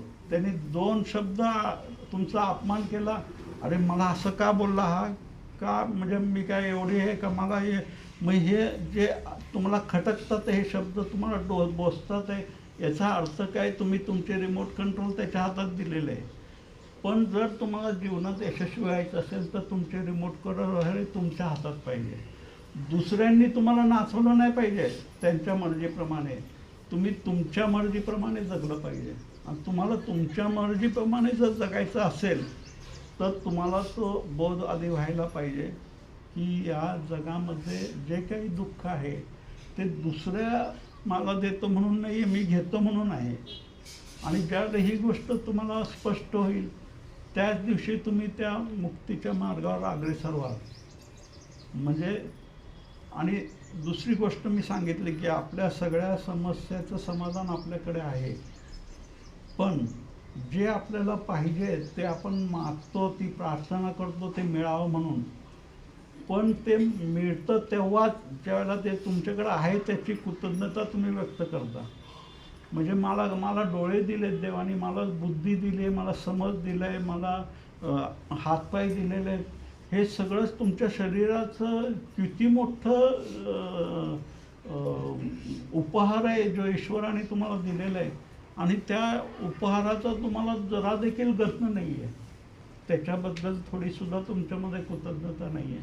पण ज्या ज्या वेळेला तुम्हाला ही कृतज्ञतेची जाणीव होईल, जे माझ्याकडं आहे ते इतकं असीम आहे की जे नाही आहे ते खूप क्षुल्लक आहे त्यापुढे. आणि ही ज्यावेळेला तुम्हाला गोष्ट स्पष्ट होईल त्यावेळेला जी नाही आहे ती मिळण्याचा मार्ग मोकळा होईल. म्हणजे ज्यावेळेला तुम्ही प्रार्थना करता, प्रत्येक प्रार्थना पूर्ण होते, तुमची प्रत्येक प्रार्थना पूर्ण होते, प्रत्येक तुमच्या अडचणी निवारल्या जातात, तुमच्या समस्येतनं समाधान मिळतं, तुमच्या दुःखातनं तुम्हाला मुक्ती मिळते. पण त्याच्या आधी सुरुवात तुम्हाला स्वतःवरनं करावी लागते. आणि एक गोष्ट लक्षात ठेवा, ज्याला मिळत नाही आपण म्हणतो ना की कोणाला नवरा मिळत नाही, कोणाला बायको मिळत नाही, कोणाला नोकरी मिळत नाही, कोणाला व्यवसायामध्ये प्रॉब्लेम आहे, समस्या आहे, ह्या सगळ्या ज्या गोष्टी आहेत ना ते सगळ्या आपल्या मनाच्या खेळ आहे. ज्यावेळेला तुम्ही ठरवता की मला मिळेलच आणि त्या मिळेल या ह्याच्याने तुम्ही वाटचाल सुरू करता, त्यावेळेला तो मिळण्याचा मार्ग मोकळा होतो. एडिसननी ज्याला विजेचा शोध लावला त्याचे 1000 प्रयोग असफल झाले आणि आजूबाजूचे लोक त्याला हसत होते की अरे काय बावळ प्रकार करत चाललाय, तुला लक्षात येते तू यशस्वी होत नाहीये तरी तू तेच करतोय परत. तर त्यांनी काय उत्तर दिलं असेल? तो म्हणतो मी जेवढे असफल प्रयोग केले, अयशस्वी प्रयोग केले, मी प्रयत्न केले, माझे सक्सेस नाही मिळालं, त्याचा अर्थ मी चुकीचे प्रयत्न सगळे माझे करून झाले, याचा अर्थ मी योग्य प्रयत्नाच्या यशाच्या दिशेने जवळ येतोय मी. म्हणजे त्याची जी असफलता होती, त्याचा जो नाकामी होती ती त्याला निराश करू शकली नाही. त्याचा स्वतःवरचा तो विश्वास होता की मी प्रयत्न करतो, मला यश मिळेल, मला यश मिळेल, आता नाही मिळालं, पुढच्या प्रयोगात मिळेल, पुढच्या प्रयोगात मिळेल. मग ज्याला इतक्या दृढतेने कोणी प्रयत्न करत असेल तर ईश्वराला त्याचं पूर्ण करावंच लागतं. मग ज्याला तुम्ही पण तुमच्या प्रयत्न करत असताना एखाद्या गोष्टीसाठी, तर त्यावेळेला तुमची मानसिकता काय ती तपासा आधी, की तुम्ही किती आशेने करताय. जर तुम्ही ते आधीच पराभूताची एक नाही का भीती असते, अरे इथं पण माझं काम नाही झालं तर, हे जर तुम्ही घेऊन गेला तर तुम्हाला तेच मिळणार आहे. म्हणजे ते तुम्ही मागता तेच तुम्हाला दिलं जातं. म्हणजे वर्ण तुम्ही म्हणता की मला मिळायला पाहिजे, मला मिळायला पाहिजे, पण आतून एक भीती, एक साशंकता असते की मिळेल का नाही मिळेल, मिळेल का नाही मिळेल, आणि मागच्या वेळेला नाही झालं तर इथं पण नाही होणार. मग हे जी भीती तुमच्या मनामध्ये असते ना, ती भीती गेली पाहिजे. तुमच्या आतमधला आत्मविश्वास आहे ना, तो इतका प्रबळ झाला पाहिजे की त्या जोरापुढे अख्खं विश्व तिथे सरेंडर व्हायला पाहिजे. म्हणजे अख्खं ब्रह्मांड तुमच्या मदतीला येतं जर तुमचा तो विश्वास दृढ असेल. आणि ज्या तुम्ही इतिहासात सगळे बघा, जितके पण लोक यशस्वी झालेत, त्यांचा दृढ संकल्प, त्यांच्या प्रवासातला, त्यांना हजारो असफलता आल्याने, लक्षात ठेवा जग असफलता गिनती करत नाही. सफल झाला त्याची गौगवा होतं, त्याचं कौतुक होतं, पण ती सफलता येण्याच्या आधी तो किती वेळा असफल झाला होता त्याची गिनती कुठं होत नाही. त्यामुळं लक्षात ठेवा, हार कधी मानायची नाही. एकदा आपण ठरवलं की हे या मार्गात मला यश यायला पाहिजे, मग तो कुठला तो गंतव्य तुम्ही कोणताही निवडा, ते गंतव्यापर्यंत तुम्ही पोचणारच. आणि तो पोचण्यासाठी स्वतःवरचा जो विश्वास आहे तो दृढ असायला पाहिजे, तो डळमळीत नसला पाहिजे. म्हणजे तुम्ही मनात जी साशंकता घेऊन जाता ना की होईल नाही होईल, ती साशंकता, ती भीती नसायला पाहिजे. तो जो दृढ तुमचा विश्वास आहे तो तुम्हाला बळ देतो, तो तुम्हाला पुढे त्या यशाकडे खेचून आणतो. यश तुमच्याकडे खेचून येतं ज्याला तुमचा तो दृढ संकल्प मजबूत होतो, कठीण होतो आणि कुठल्याही स्थितीमध्ये तो डळमळत नाही. त्यावेळेला मग ईश्वराला पण मजबूर व्हावं लागतं, त्याला पण नाईलाजाने तो यशाची माळ तुमच्या गळ्यात घालावीच लागते. आणि ती माळ घालण्यासाठी ईश्वर स्वतः तुमच्याजवळ येतो. तुम्हाला पण ईश्वरापर्यंत याची गरज भासत नाही. मग जर ईश्वराला तुमच्या निकट आणायचं असेल तुम्हाला, तर सगळ्यात आधी तुम्हाला स्वतःवरचा विश्वास दूर करावा लागेल. आणि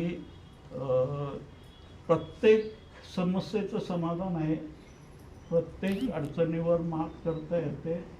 प्रत्येक दुःख मग ते किती पण जटिल असू दे, कठीण असू दे आणि जुनाट असू दे, त्यातनं मार्ग असतो. अंधार समजा वर्षानुवर्ष अंधार आहे एका जागी, पण एक छोटासा दिवा लावला तर तो अंधार असं म्हणतो का अरे एवढे वर्ष मी इथं राहिलं, मी नाही जाणार आहे. ते एक दिवा लावला, एक क्षणात तो अंधार गायब होतो. मग आपल्याला फक्त तो दिवा लावायचा हे करायचे, आणि तो दिवा प्रत्येकाच्या आत आहे, तो प्रज्वलित आहे, तो तेवतो आहे. फक्त आपल्याला त्याच्या आजूबाजूला जे आपण घाण गोळा करून ठेवले ती बाजूला करायला पाहिजे आपल्याला, म्हणजे तो आतला प्रकाश आपल्याला लक्षात येईल. तो प्रकाश तुम्हाला मिळवायचा नाही आहे, तो तुमच्याकडेच आहे, तो तुम्ही घेऊनच जन्मला, त्याच्यासोबतच तुमचा प्रवास आहे हा सगळा. पण त्या प्रकाशावर तुमचा विश्वासच नाही, त्या प्रकाशाची किमया, त्या प्रकाशाची ताकद, त्या प्रकाशाची शक्ती तुम्हाला जाणवतच नाही. तुम्ही अजून पण त्या अंधारात चाच पडत चालल्यासारखा तुमचा प्रवास चालू आहे. पण ज्यावेळेला तुम्हाला लक्षात येईल की अरे हा तर प्रकाश आपल्या आतलाच आहे, आणि आपण त्याच्या आजूबाजूला जे दगडधोंडे गोळा केलेले आहेत ते आपल्याला बाजूला करावं लागेल, म्हणजे त्या ह्याच्यातनं आपल्याला मार्ग मिळू शकेल. तर तुमच्या सर्वांच्या जो काही प्रवास असेल, तुमच्या व्यक्तिगत जे काही प्रश्न असतील, त्या सगळ्या प्रश्नाचं समस्याचं समाधान मिळू शकतं. पण आधी म्हणजे मानसिक स्तरावर तुम्ही ती मिळवली या भावनेने तुम्हाला वाटचाल करायला पाहिजे. ज्याला आपण मागतो ना की मला बंगला पाहिजे, मला घर पाहिजे, पण आपण ते मागतो त्याला आपण असं मागतो की माझ्याकडं नाही आहे आणि मला ते पाहिजे. तुम्ही असं मागा त्याच्याकडे की ते माझ्याकडे ऑलरेडी आहे, मला ते मिळालं आहे आणि त्याचा मी धन्यवाद देतो आहे. तर ती गोष्ट तुम्हाला मिळण्याचे मार्ग लवकर मोकळा होईल. म्हणजे थोडक्यामध्ये काय, तुम्हाला स्वतःवरच विश्वास नाही आहे की हे मिळेल का नाही मिळेल. मग तुम्ही ते मागताना पण अरे हे माझ्याकडे नाही आहे, मला पाहिजे, हे मिळेल. पण तुम्ही असं समजा ना ते की तुम्हाला मिळालेलंच आहे, ते त्यांनी दिलेलंच आहे, आणि तो विश्वास जितका दृढ होईल तुमचा, तितका ते मिळण्याचा मार्ग मोकळा होत आहे. आणि त्या मार्गातले जितके पण अडचणी असू दे, जितकं पण व्यवधान असू दे, जितके बाधा असू दे, ते एक एक बाधा व्यवधान तुमचे दूर होत जातील आणि तुम्ही त्या यशाच्या निकट जात राहाल, तुमच्या गंतव्यापर्यंत पोहोचाल. आणि हा प्रवास इतका सुखकर आणि सहज होतो, पण आपण स्वतः त्या प्रवासाला जटिल करतो. म्हणजे प्रत्येक आपल्या प्रवासामध्ये, आपल्या त्या यात्रेमध्ये जाताना आपण स्वतःच्या बाबतीतच इतकं चुकीचं मत आपण नोंदवलेलं असतो. आपण स्वतःला कधी पण एक सफल, यशस्वी या हिशोबाने गणतच नाही. आपल्या मनात ती धाकधुकच असते त्या ह्याच्यावेळेला. तुम्ही लक्षात ठेवा, एखाद्या कामासाठी तुम्हाला गेला, तुम्ही कुठल्या कामाला गेला आणि ते काम तुमचं झालं नाही, तिथं काहीतरी बाधा निर्माण झाली, असं मिळणार म्हणता म्हणता त्या हातातून सटकलं, मग त्यावेळेला तुमचा भाव काय असतो की अरे पुन्हा ते आपलं नशीबच असं आहे. मग झालं, तुम्ही म्हटलं नशीब असायचं तसंच येणार तुमच्या बरोबर. पण तुम्ही म्हटलं की ठीक आहे, नाही झालं ना, असं नाही, असं पण झालं, ठीक आहे, पुढच्या वेळेला आपण 101% याच्यात यश मिळवून दाखवू. मग ज्याला तुम्ही त्या जिद्दीने पुन्हा प्रयत्न करता, त्यावेळेला तुम्हाला ती ताकद, ती शक्ती मिळायला लागते. म्हणजे ती मिळवण्याची कला, ती कसब तुमच्या आतमध्ये तुम्हाला विकसित करावी लागेल.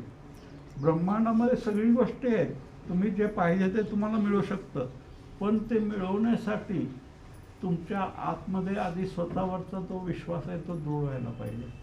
म्हणजे या सगळ्या चर्चेचा अंत मी इथंच करतो की आपल्या यशासाठी आपण स्वतःच जबाबदार आहोत. आणि कोणतंही सुख आणि कोणतंही दुःख हे दुसऱ्यामुळं नाही आहे, ते आपण घेतलं म्हणून आपल्याकडे आहे. आणि ते त्याच्यातनं मुक्त व्हायचं असेल तर आधी आपल्याला दुसऱ्यांना माफ करायला शिकावं लागेल. तो बोध आपल्याला प्रगाढ करावा लागेल की दुसरा त्याच्या अज्ञानामुळं, त्याच्या अबोधापणे, त्याच्या अजाणतेमुळं, त्याच्या मूर्खपणामुळे या सगळ्या गोष्टी करतोय. जर त्याला जाण असली असती तर त्यांनी हे केलं नसतं. मग तुम्ही ती जाण तुमच्याकडे आहे ना, त्याच्याकडं नाही आहे. मग तो जरी दुःख वाटत असलं तर तुम्ही घेऊ नका ना. जसं बुद्धांनी सांगितलं की बाबा तुला लखला तुम्ही घेऊन जा तुमचं, तर तो त्याचं दुःख तो वाढवत राहील. तुम्ही घेऊ नका. तुम्ही जर घेतलं नाही तर तुमचा मिळण्याचा मार्ग बंद होईल. दुसरी गोष्ट, तुम्ही जी गाठ बांधताय त्या व्यक्तीबरोबर, त्याच्या दुःखाबरोबर, ती गाठ सैल होईल आणि एक अंतर निर्माण होईल. त्या दुःखापासून तुमचं अंतर निर्माण होईल. मग सुखाचे मार्ग तुम्हाला दिसायला लागतील. आणि ते आजूबाजूला आहेत पण ते तुम्हाला दिसत नाही. त्या व्यक्तीवर इतकं तुम्ही गुंतून घेता, अडकून घेता स्वतःला की इतर मार्ग तुम्हाला दिसतच नाही. ते तुमच्या नजरेच्या टप्प्यातच येत नाही. त्यासाठी प्रत्येक समस्येचं समाधान आहे, तुम्ही एक पाऊल उचलला की त्या दिशेने तुम्हाला ते सफलता मिळायला सुरुवात होते. पण जर तुम्ही सतत तक्रार करत राहिला की अरे का होत नाही आहे माझं काम, का होत नाही आहे, मग मी एवढं केलं, मी तेवढं केलं, तरी पण मला का असफलता आहे, मग देव काय झोपलाय का, त्याला काय माझं दिसत नाही का, माझं कष्ट दिसत नाही, माझं दुःख दिसत नाही, माझी यातना दिसत नाही, मग तो जगातच देवच नाही आहे जगामध्ये. जर असं सगळं करत असेल, असा अन्याय करत असेल आणि अन्याय करणाऱ्या लोकांना तो साथ देत असेल, तर मग त्या देवाचं काय घेऊन चाटायचं त्याला. मग त्या तुमच्या त्या दृष्टिकोनामुळे तुम्हाला त्या दुःखाच्या ह्याच्यातनं तुम्ही बाहेरच येत नाही. ईश्वर आहे का नाही हे महत्त्वाचं नाही आहे. तुम्ही स्वतःवर तुमचा तो दृढ विश्वास ठेवा ना की बाबा किती जरी दुःख असेल तर मी घेणार नाही ना, देणार समोर कितीतरी देऊ दे. जर मी घ्यायचंच नाही ठरवलं तर कसं देऊ शकेल कोणी दुःख मला. तर ती स्वतंत्रता तुमच्यामध्ये असायला पाहिजे. ती प्रत्येकामध्ये ती स्वतंत्रता आहे, ती ताकद आहे, ती क्षमता आहे, ते बळ आहे. आणि या सगळ्या ह्याच्यामध्ये तुमच्या अंतरंगामधलं जे बीज आहे ते विकसित करायचं असेल तर तुम्हाला त्या बीजाला खतपाणी द्यावं लागेल. आणि ते खतपाणी काय, ते तुमचं दृढ विश्वास. तुमचा विश्वास जितका दृढ होत जाईल, जितकी तुमची स्वतःवरची श्रद्धा प्रगाढ होत जाईल, तितकं तुमचा पुढचा मार्ग म्हणजे मोकळा होत जाईल. पण जर तुम्ही चुकीच्या ट्रॅकवर गेला,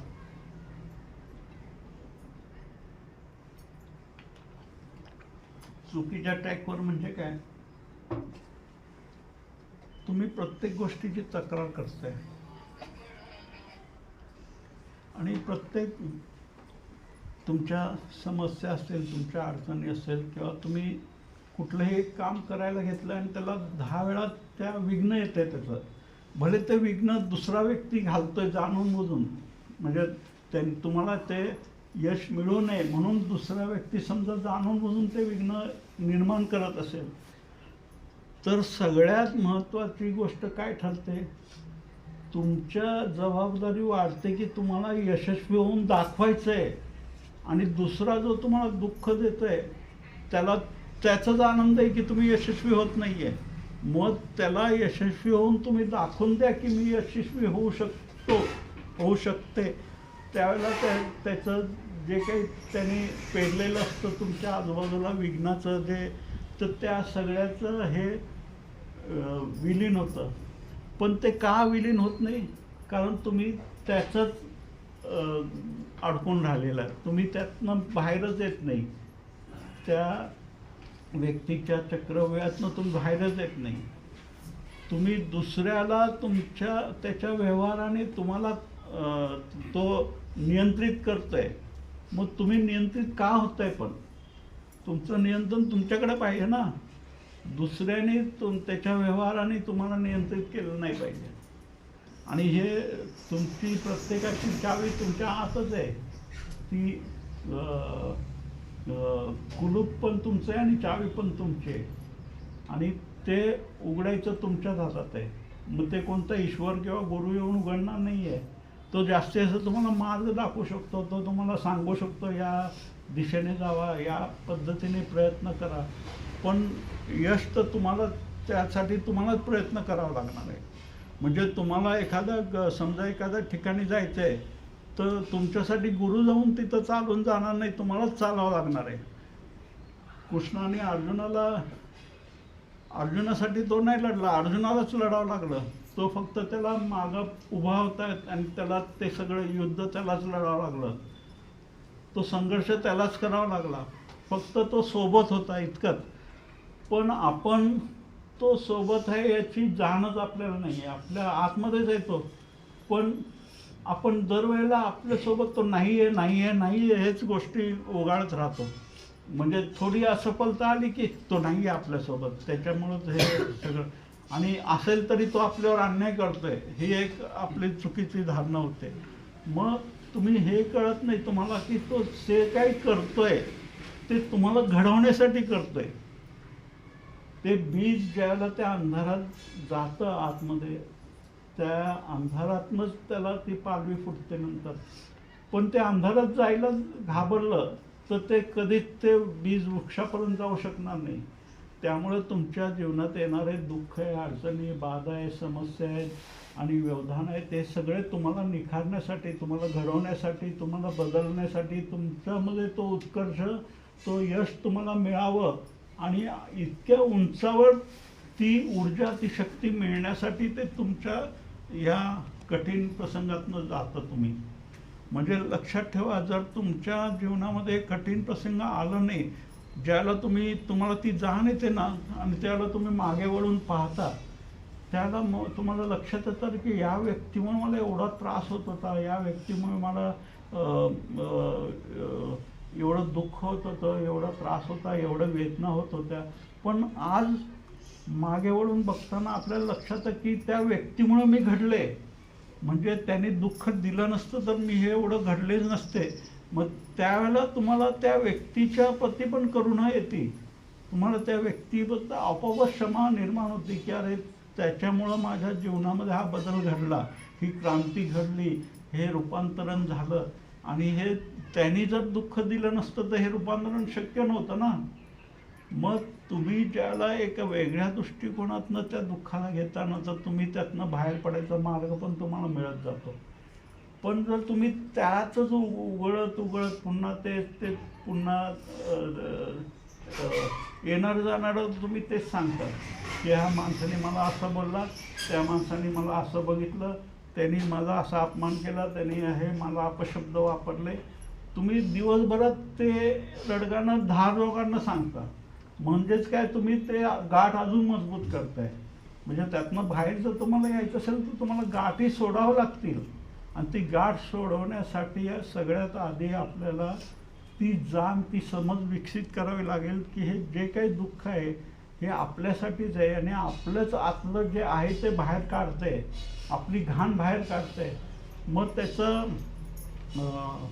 उजळणी करायची गरज नाही. जर तुम्हाला उजळणी करायची आहे ना तर तुम्ही सुखद गोष्टींची करा ना.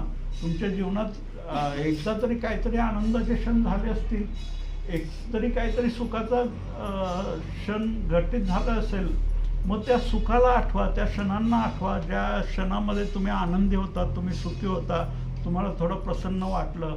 मग तो तुमचा एखादा प्रवास असेल, एखादा मित्राबरोबरच्या गप्पा असतील, एखाद्या कुठल्या मंदिरामध्ये तीर्थस्थळी मिळालेलं एक त्या ऊर्जेचं त्या ऊर्जाक्षेत्राचं स्नान असेल तर ती गोष्ट आठवा ना. तुम्ही दुःख का आठवता? जे आठवता ते वाढत जातं. लक्षात ठेवा, तुम्ही सुख आठवलात तर सुख वाढत जाईल, तुम्ही जर दुःखच आठवत राहिला तर दुःख वाढत जाईल. मग तुम्ही ठरवता स्वतःला दुःखी करायचं आणि ईश्वराला तक्रार करता की माझ्या जीवनात दुःख का. पण तुम्ही सुखाचा विचार करा ना, सुखाचा आनंदाचा क्षण आठवा. त्या क्षणामध्ये ती क्षण पुन्हा पुन्हा स्मरण करण्याचा प्रयत्न करा, तर ते क्षण वाढत जातील. जर दुःखाचं स्मरण करत राहिला तर दुःख वाढत जाईल. ज्या गोष्टी तुम्ही जास्त स्मरण करता, तुम्ही 24 तासात तुम्ही थोडासा विचार करा की दिवसभर आपण कुठल्या गोष्टीचा विचार जास्त करतोय. म्हणजे पुन्हा पुन्हा माझे विचार कुठं जातात आहे. माझा जो केंद्रीय विचार जो आहे ना, म्हणजे पुन्हा 24 तासामध्ये मी पुन्हा जर तिथं अडकत असेल माझी गाडी, तर तिथं माझी जिथं गाडी अडकली आहे ती त्याचा अर्थ तो वीक पॉईंट आहे माझा. मग तेवढी जाण आपल्याला पाहिजे, ती जागरूकता पाहिजे, तो बोध पाहिजे. आणि जागरूक असल्याशिवाय आपल्याला हे लक्षात येत नाही. लक्षात ठेवा, जेवढा आपण मूर्छित असतो ना, त्याला आपण काय करतो, दुसऱ्याने काही अपशब्द बोलले, काही तुम्हाला टोचलं, दुखवलं की लगेच आपण प्रतिक्रिया द्यायला तयार असतो. आपली पहिली उत्सुकता असते प्रतिक्रिया देण्यामध्ये. मग त्या प्रतिक्रिया, क्रिया प्रतिक्रिया याच्यामध्ये आपण त्या ह्याच्यातनं बाहेर पडत नाही. त्यातनं बाहेर पडायचं असेल तुम्हाला तर प्रतिक्रिया द्यायचं थांबवा. ज्या ज्या वेळेला तुम्हाला दुःख होईल ना, ज्या ज्या वेळेला तुम्हाला एखादा वेदना करेल, तुम्हाला टोचेल ना त्याला, तर त्यावेळेला आतमध्ये मनामध्ये ठरवा की मी लगेच प्रतिक्रिया देणार नाही. थोडंसं विलंब, त्याच्यात अंतर निर्माण करा. म्हणजे तो बोलला अपशब्द, त्याने तुम्हाला शिव्या दिला, त्याने तुमचा अपमान केला, त्याने, पण एखाद्याने अपमान केल्यामुळं तुम्ही दुःखी होता का? तुमच्या आतमध्ये कुठंतरी सन्मानाची भावना होती. आणि लक्षात ठेवा, सर्वात जास्त दुःख आपल्याला कोणत्या व्यक्तीमुळे होतं? जी आपल्या निकट असते, जी आपल्या जवळ असते. आणि बाहेरचा माणूस एखादा दुःख दिला तर आपल्याला एवढं वाईट वाटत नाही, पण जो जवळचा असतो, ज्याच्यावर आपण जीव लावलेला असतो, त्याच्यावर प्रेम केलेलं असतं आणि त्याच्याकडनं इतकी अपेक्षा असते आपली, इतकी दृढ अपेक्षाचा तो मोठा डोंगर असतो आपला त्या व्यक्तीबद्दल, जो आपल्या निकट असतो. तर तिथून त्याला एखादं दुःख येतं आपल्याला, ते जास्त वेदना देणार असतं, ते जास्त त्रासदायक असतं. ती आपल्याला म्हणजे आपण त्या अपेक्षांच्या ह्याच्यामध्ये इतकं गुंतलेलं असतो त्या व्यक्तीच्या भोवती, की त्या अपेक्षेच्या ओझ्याच्या ह्याच्यातनं बाहेरच येत नाही. आपण आपल्या दुःख देण्यामध्ये बाहेरच्या व्यक्तीपेक्षा आपल्या जवळची व्यक्ती जास्त आपल्याला त्रास देते. म्हणजे किंवा त्या व्यक्तीचा जास्त त्रास होतो आपल्याला. जास्त त्रास का होतो? कारण आपल्या अपेक्षा जास्त असतात. म्हणजे आपल्या अपेक्षाचं दुःखाचं मूळ आहे ना. तुम्ही अपेक्षा जर ठेवल्याच नाही तर तुम्हाला दुःख कसं होऊ शकेल? पण आपल्या जवळच्या व्यक्तीकडनं आपल्या जास्त अपेक्षा असतात आणि त्यामुळं त्याच्याकडनं एखाद्या ज्यावेळेला आपल्याला दुरावा होतो तर ताबडतोब आपल्या आतमध्ये ती घालमेल सुरू होते. तर लक्षात ठेवा, प्रतिक्रिया द्यायची घाई करू नका. जी घटना घडली ना, त्या घटनेचे जे काही पडसाद उमटतात आहे ते सगळे तटस्थपणे म्हणा. तुमच्या आतमध्ये काय विचार निर्माण होतात आहे, तुम्हाला वाटतंय त्याला शिव्या द्यावा, तुम्हाला वाटतंय त्याला मारावं, त्याला हे करावं. एक फकीर एका चालला होता झाडाखालीच, एक फांदी झाडाची वाऱ्याने तुटली आणि त्या फकीराच्या डोक्यावर पडली. त्याला जखम झाली आणि रक्त आलं. तर त्याने असं बघितलं, वाटतं, म्हटलं आता कोणाला काय बोलणार, ते नैसर्गिक हे होतं ना. तर त्या घटना ती घडून गेली. मग तो एका ठिकाणी बाजारात गेला तर तिथं काहीतरी एक माणूस त्याच्यावर रागवला आणि त्याने जोराने एक काठी आणली त्या फकीराला. ते एक क्षणभर फकीराला राग आला. नंतर त्याला ती घटना आठवली. म्हटलं, हे झाडावरून पडलेली फांदीला मी काय बोलू शकलो नाही, त्यांनी तर रक्त काढलं. मग हे हा माणूस जे मारतोय मला, हे पण झाडासारखंच आहे ना, ह्याचं जखम मला, मी त्याचं काय हे करू? म्हणजे मी घेतलं तर ते वेदना आहे त्याला. तर ज्या वेळेला तो बोध तुमचा विकसित होत जाईल तसं तसं त्या गोष्टी कळत जातील. एक जैन गुरु आणि ते त्याचे शिष्य नावेतनं जात होते आणि थोडंसं नावाचं मध्यावर आली होती तर एक मोठी नाव येऊन त्यांना धडकली. तर तो जो शिष्य वल्ले होता तो एकदम रागाने ओरडला, अक्कल नाही का, दिसत नाही का, डोळे आंधळे आहेत का, झोपून चालवतंय का, म्हणून असं बागावरून बघितलं तर ते नावेत कोणच नव्हतं, रिकामी नाव किती. तर त्या गुरुने सांगितलं, या रिकाम्या नावासारखं जगायला शिक. ज्या ज्या वेळेला तुला धक्का लागेल, कोण तरी तुला हे करेल, लगेच उत्तर द्यायला जाऊ नको, दुसरीकडे रिकामी नाव आहे असं समजून चल. मग आपोआपच ती हे ज्यावेळेला तुम्हाला असे जीवनामध्ये घटना प्रसंग घडतील ना, तर समजून घ्या ज्यांनी तुम्हाला दुःख दिलंय, ज्यांनी तुम्हाला वेदना दिल्या, ते रिकामी नाव आहे. त्याच्याबरोबर वाद घालून हे करून तुमचं काय मिळणार, तुमचीच ऊर्जा खर्च होणार आहे. म्हणजे तिथनं प्रत्युत्तरातनं तुम्हाला मिळणार काय. तर तुम्ही लक्षात ठेवा, आजूबाजूला सगळे रिकामे नाव आहेत. कोणी येऊन धडकलं तरी त्याचा बरोबर तो वादाचा काय म्हणतात तो सिलसिला सुरू करायची गरज नाही. हे लक्षात ठेवा, अरे रिकामी नाव आहे, काय फरक पडतोय आपलं. तर आपल्या आतला जो नावाड आहे त्याला शोधण्याचा प्रयत्न करा. तो तुमचा कॅप्टन आहे तुमच्या जीवनाच्या प्रवासाचा, आणि तो प्रत्येक वेळेला तुम्हाला सावध करत असतो, तुम्हाला संकेत देत असतो, तुम्हाला कुठल्या कुठल्या मार्गावरनं कुठल्या दिशेने कुठनं ना कुठनं तो मदत करत असतो. पण ती जाण कधी येईल, ज्याला आपल्याला तो बोध होईल ना. आपण जागरूक असलो तर आपल्याला लक्षात येईल की आपल्याला इकडनं ह्याने 10 मार्ग बंद केले तरी ह्याने एक मार्ग आपल्यासाठी खोलला आहे. मग ते एक मार्ग खोललेला आहे तो महत्त्वाचा आहे का 10 मार्ग त्यांनी बंद केला तो महत्त्वाचा आहे. मग तुम्ही ज्याला उघड्या द्वाराकडे बघाल त्याला दुसरे दार पण उघडायला लागतील. पण बंद न आले दाराकडे जर तुमची नजर अडकून राहिली तर तुम्ही जे उघडे आहेत ते पण बंद व्हायला लागतील. मग हे सगळं तुमच्या स्वतःवर निर्भर आहे. तुम्ही इतर कोणाच्या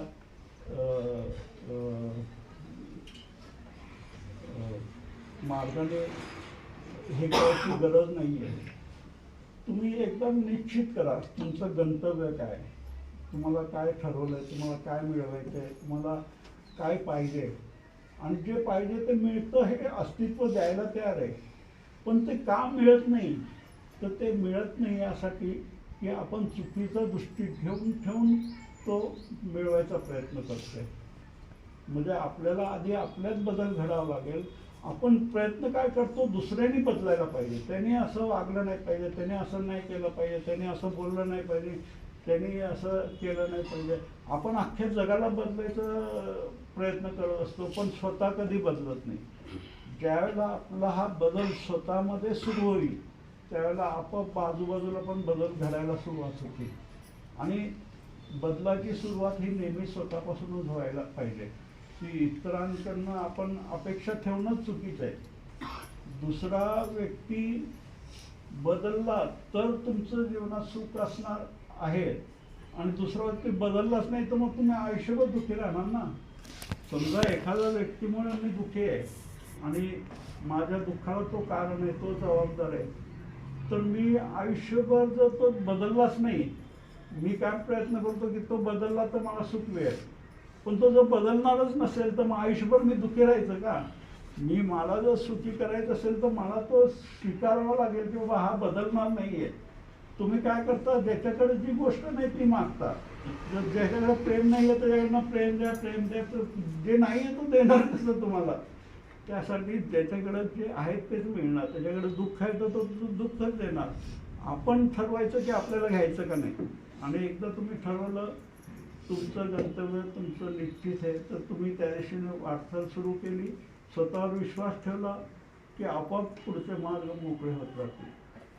इतक्या वेळ माझी चर्चा इतक्या शांत चित्ताने ऐकल्यासाठी मी तुमच्या सगळ्यांचा आभारी आहे. धन्यवाद.